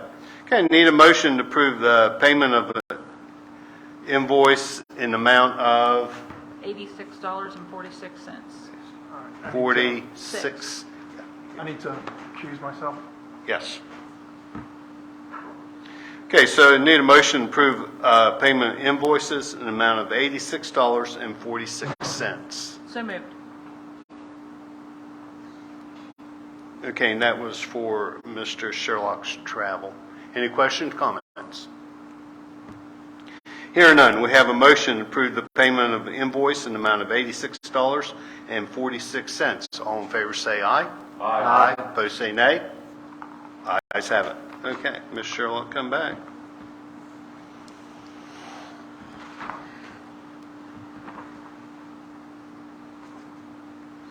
Okay, need a motion to approve the budget transfers in the amount of $70,177.34. Mr. McCown. So we have one transfer for you in that amount of $70,177.34. And within that, this is general fund going to the phone upgrade that we are working on and a transportation real-time tracking program. So that wasn't in our original budget, and we're moving money to cover those expenditures. Very good. Any questions, comments? Here are none. We have a motion to approve budget transfers in the amount of $70,177.34. All in favor say aye. Aye. Aye. Opposed say nay. Ayes have it. We had no budget supplements tonight. So we're down to personnel matters. Need to approve, first is resignations, leave of absence. Need a motion to approve Jason Hickman's resignation as head girls basketball coach, Warwick County High School, effective immediately. So moved. Okay, anything extra? His letter was in your packet, so if you're not aware, he has been a football coach and took on girls basketball. God bless him. But he is wishing to tender his letter of resignation from that, and it is in your packet. Any questions, comments? Here are none. We have a motion to approve Jason Hickman's resignation as head girls basketball coach at Warwick County High School, effective immediately. All in favor say aye. Aye. Opposed say nay. Ayes have it. Need a motion to approve Sherry Burns, FMLA intermittent leave, March the 10th, 2023 to May 25th, 2023. So moved. Mr. McCown. Her completed request for that is complete and in your packet for your consideration. Any questions or comments? Here are none. We have a motion to approve Sherry Burns' FMLA intermittent leave, March 10th, 2023 to May 25th, 2023. All in favor say aye. Aye. Opposed say nay. Ayes have it. Okay, need a motion to approve Robin Harbarger, Cook 2023 at Work County Primary Center, Work County Middle School, effective March 29th, 2023. So moved. Mr. McCown? So she is the successful bidder for that position. She would be moving from a custodian at the high school to this cook position at primary middle. Any questions, comments? I know my husband's going to be sad to see her go. My son is going to be sad to see her go too. I think all of the folks at the high school will miss her. Yeah. Okay, hearing none, we have a motion to approve Robin Harbarger's Cook 3, Work County Primary Center, Work County Middle School, effective March 29th, 2023. All in favor say aye. Aye. Opposed say nay. Ayes have it. Okay, next need a motion to approve Melissa Whitkind, custodian, Work County Middle School, effective March 29th, 2023. So moved. Mr. McCown? So she is the successful bidder on that position. As you recall, we had that custodian position filled the half custodian, half cook that you authorized at the high school. So we are filling that vacancy with this. So happy to bring that to you for your consideration tonight. Any questions, comments? Joan, was she a substitute? She was on our sub list, Okay. yes. Okay, I don't recognize the name, I just was curious. Okay, we have a motion to approve Melissa Whitkind, custodian, Work County Middle School, effective March 29th, 2023. All in favor say aye. Aye. Opposed say nay. Ayes have it.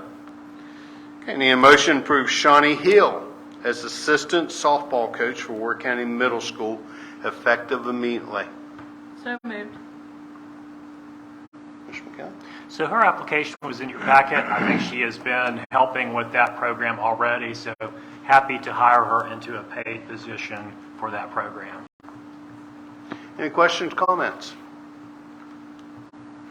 Okay, we have a motion to approve Shawnee Hill as assistant softball coach for Work County Middle School, effective immediately. All in favor say aye.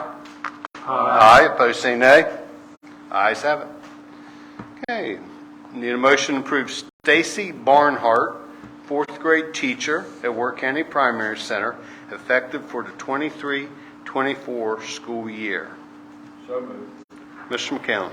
So as you recall, this is the vacancy that a retirement created, and Stacy is currently a second grade teacher at the primary center and would be moving from second grade to fourth grade. Happy to bring her to you for your consideration tonight. Any questions, comments? Yes, when she takes over fourth grade, what happens to who will fill that second grade classroom? Well, so if you look at the numbers of first grade students that Mr. Smith had, the little bar graph, okay, her moving from second grade into that fourth grade position at a later board meeting, since that position would then be vacant, I'm going to be bringing that to the board to abolish that position, and that would save us having to deal with that in RIF transfer season. So if you look at the numbers, and my wife is out there, she's not happy with me, but if you look at the number of kiddos coming into second grade next year, it doesn't make sense to keep 4 teachers in that grade. So we will be happy to do that with a willing bid on a job, giving out versus having to deal with that situation to rectify it with RIF transfer. And so when it comes to that would be a second thing that we would discuss later then. So I would be, you approving to move her to this fourth grade position now would vacate that position and there would be nobody attached to it. That would allow me then to bring that back to the board, to ask the board to abolish that position. And that would save us having to RIF a position during RIF transfer. It's always nice when it works out this way. Yeah. Okay, any other questions? Hearing none, we have a motion to approve Stacy Barnhart, fourth grade teacher, Work County Primary Center, effective for the 23-24 school year. All in favor say aye. Aye. Opposed say nay. Ayes have it. Okay, we're down to volunteer chaperones. Need a motion to approve Jay Ewing as a volunteer chaperone at Work County High School. So moved. Any questions, comments? Mr. McCown? No, their application is in your packet. Okay, hearing none, we have a motion to approve Jay Ewing as Work County High School volunteer chaperone. All in favor say aye. Aye. Opposed say nay. Ayes have it. Okay, need a motion to approve Jason Reeder as volunteer chaperone, Work County High School. So moved. Any questions, comments? Mr. McCown? Now, again, both of these folks want to help with baseball. Okay, we have a motion to approve Jason Reeder as Work County High School volunteer chaperone. All in favor say aye. Aye. Opposed say nay. I'm a nay on that one. Ayes carry the motion. Okay, we're going to authorize positions. These are all summer positions.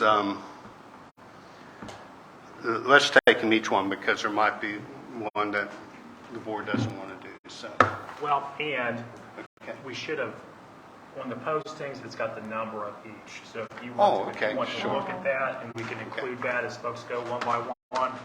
okay, guys, you ready? When I say guys, I do mean our female member also. It's just a term, a phrase of speech. Okay, so first one, need a motion to authorize the summer enrichment program teachers for Work County High School, and that will be up to 4 teachers. So moved.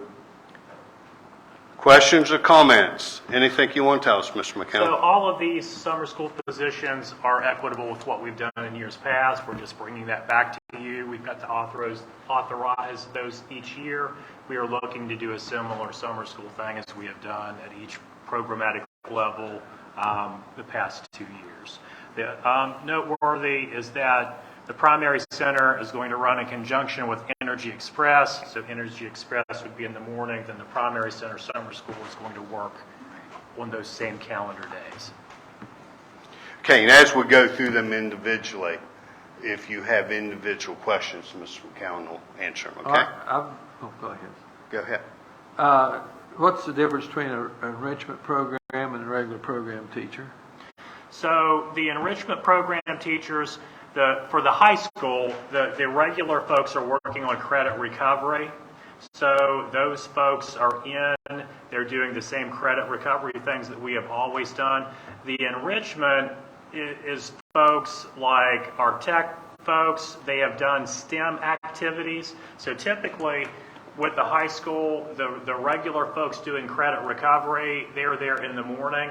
Then within the posting, the STEM people would then come in a couple days a week and do STEM activities in the afternoon. And not only the folks that are in credit recovery, anybody else that wanted to come in to participate in, and they did a lot of fun, different things, could come in and do that too. So that's the distinction between those two. Should that be duly noted, up to 4 teachers, because it's not really... Yeah, Kathy, if you...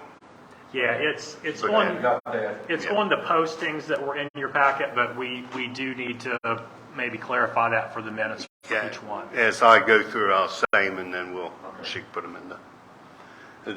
Good pickup though, Mark. Okay, so we have a motion to approve up to 4 teachers for summer enrichment program for Work County High School. All in favor say aye. Aye. Opposed say nay. Ayes have it. Okay, number 2, 2 teachers for summer program at Work County High School. Do I have a motion? So moved. Any questions, comments about that one? Anytime you want to have more, you go right ahead, Those Mr. 2 McCown. would be the 2 teachers that are running the credit recovery If you're familiar with that, it's a computer-based thing where if a student has failed a class, they need to make up that credit. These two teachers would be doing that. Okay, so we have a motion to approve 2 teachers at Worth County High School for the summer school program. All in favor say aye. Aye. Opposed say nay. Ayes have it. Okay, number 3. Let's see. It's just a teacher. Yeah. So approval of a summer school pre-K teacher for Worth County Primary Center. Do I have a motion? So moved. Anything you want to add in? Nope. I think that's plain vanilla. Questions, comments? Hearing none, we have a motion to approve summer school pre-K teacher at Worth County Primary Center. All in favor say aye. Aye. Opposed say nay. Ayes have it. Okay, let me flip my pages here. Okay, up to 4 teachers for summer school program at Worth County Primary Center. Do I have a motion? So moved. Questions, comments? Hearing none, we have a motion to approve up to 4 teachers for summer school program at Worth County Primary Center. All in favor say aye. Aye. Aye. Opposed say nay. Ayes have it. Okay, need a motion. It's just one, isn't it? Okay. Motion to approve summer speech language pathologist at Worth County Primary Center. So moved. Questions, comments? Hearing none, we have a motion to approve summer speech language pathologist at Worth County Primary Center. All in favor say aye. Aye. Aye. Opposed say nay. Ayes have it. Okay, need approval for summer program for special education teacher, Worth County Primary Center, and that's 1 teacher. So moved. Okay, so we have a motion, question, comments? Hearing none, we have a motion to approve 1 summer program special education teacher for Worth County Primary Center. All in favor say aye. Aye. Aye. Opposed say nay. Ayes have it.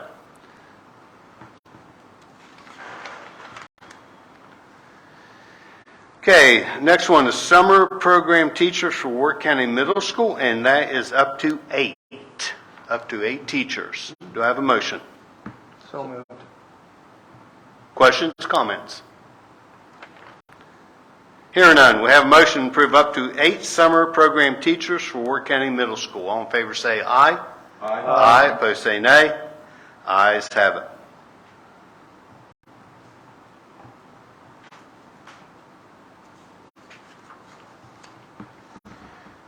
Okay, 2 of them, right? Yep.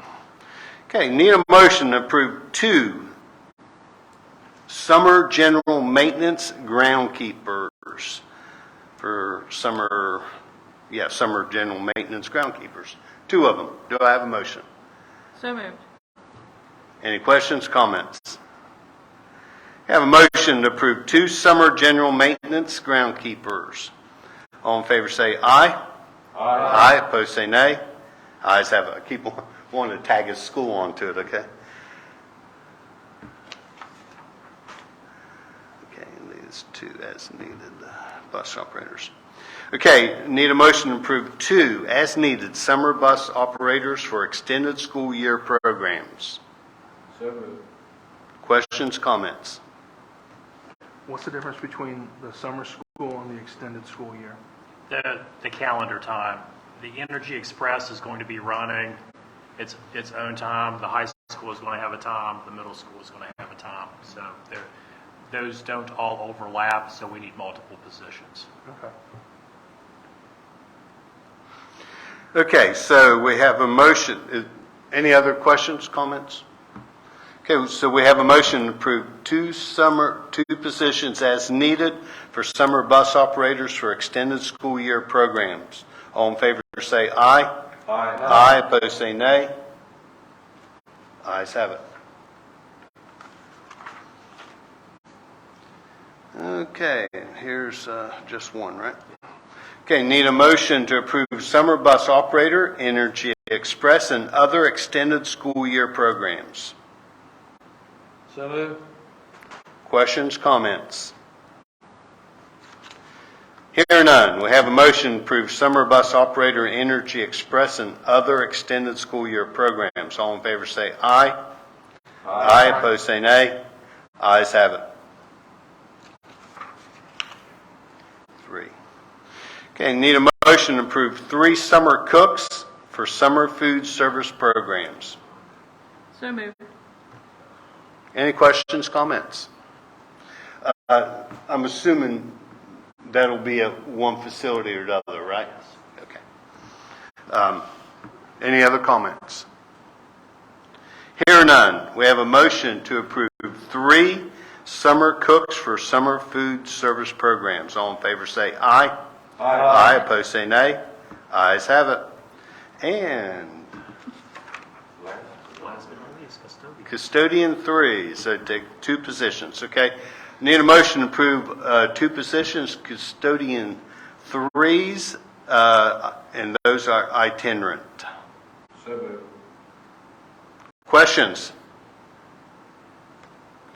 Hear none. We have a motion to approve 2 custodian 3 summer custodians as itinerants. All in favor say aye. Aye. Opposed say nay. Ayes have it. Okay.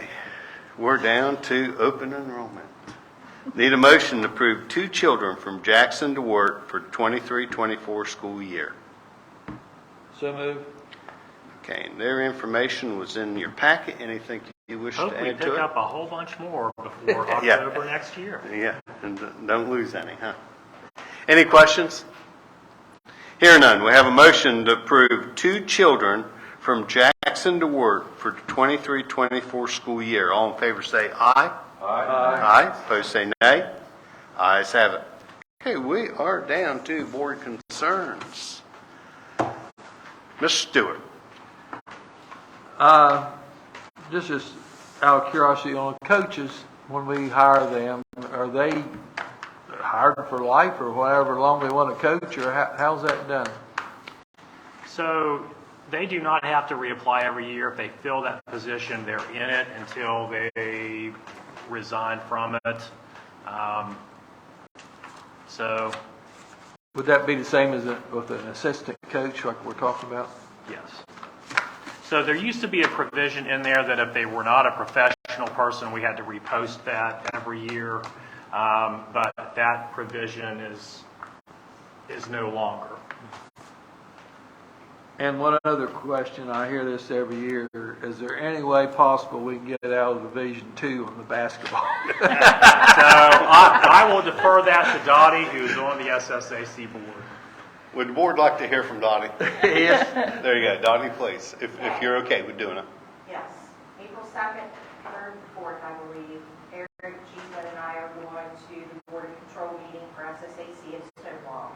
During that time, we've been approved for an appeal hearing in which we are taking an appeal to the board to ask them to reclassify us as single A. Yeah, I looked at last year, it was up in the teens of how many single aid schools are larger in population than Yes. what we are. Right.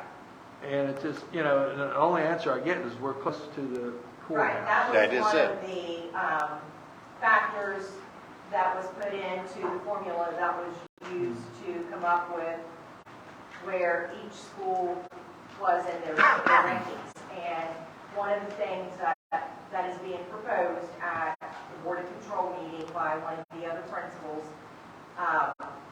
is to take that factor completely out of the equation. Good. Yeah, because I think the So first, either way, we are trying, but what we are appealing this coming week is for next school year. Right. And then in the following school year is when the sanctions for the next round of Right. rankings come out. So if that So we'll appeal- still be one more year no matter what, Well, if our appeal goes through and they approve it, no, we will be back to single A next year. next year. Okay. Yeah, at the least, they need to say if you're the only high school in the county. you know, that doesn't count, okay? Yeah. That's all. Thank you. Ms. Sherrill? Nothing new. Mr. Lowe? I'm good, thank you. Ms. Young? Actually, somebody brought me the same question Brent had about coaching and how long they stay in the positions and all of that, so that's been answered. So I will chime in with that because this has come up with numerous things. If parents have issues with coaches, coaches get evaluated every year just like teachers do. So like right now, if you've got a complaint with the middle school football coach, for example, now is not the time to complain about the middle school football coach because their evaluation took place at the end of football season last fall. So if you've got an issue or a concern about a coach, bring that to your athletic directors or your building administrators in a timely manner before the season wraps up because coaches do get evaluated. And if you've got legitimate concerns and you bring those to the administration, that can be a conversation that they have with the coach through the evaluation process. So that question has come up and been posed to me a couple times. So I'll put that out there for the studio audience. That if you've got concerns, bring them to folks in a timely manner before the coach's evaluation is already written and that is done for the year. And then the only other thing I had was what we mentioned, I think kind of before we got started about the archery team. We had 6 kids go to the state competition, and 2 of them have qualified for nationals. So yeah, that's quite an achievement. I'll be bringing them to you for recognition in the near future. It is awesome. I do have one other thing. I haven't seen anything on the safety. He's going to reschedule that. So that was on my to-do list to share with you. The middle school training is going to be going on tomorrow and Thursday. A session from 8 to 11 and a session from 12 to 3. If you're interested in attending one of those at the middle school. What's those times again? 8 to 11 or 12 to 3. And that's tomorrow and Thursday. Wednesday and Thursday. Middle school. Okay. Ms. Shug, you good? I'm good. Okay. I really don't have anything besides it's the end of the school year, getting close to the end of the school year, and if we can get dates, Mr. McCallum, so we can start filling our calendars up, figure out what we want to go to and what we can go to. We want to go to all of it. It's what we can go to. Yes, in the regional meetings, okay? If you haven't signed up for regional meeting and want to go, Kathy will take care of you. Yeah, those are coming up pretty soon too. Yeah. Okay, I have nothing else. Anything for good? I'm good. Okay, I will entertain a motion to adjourn. We are adjourned.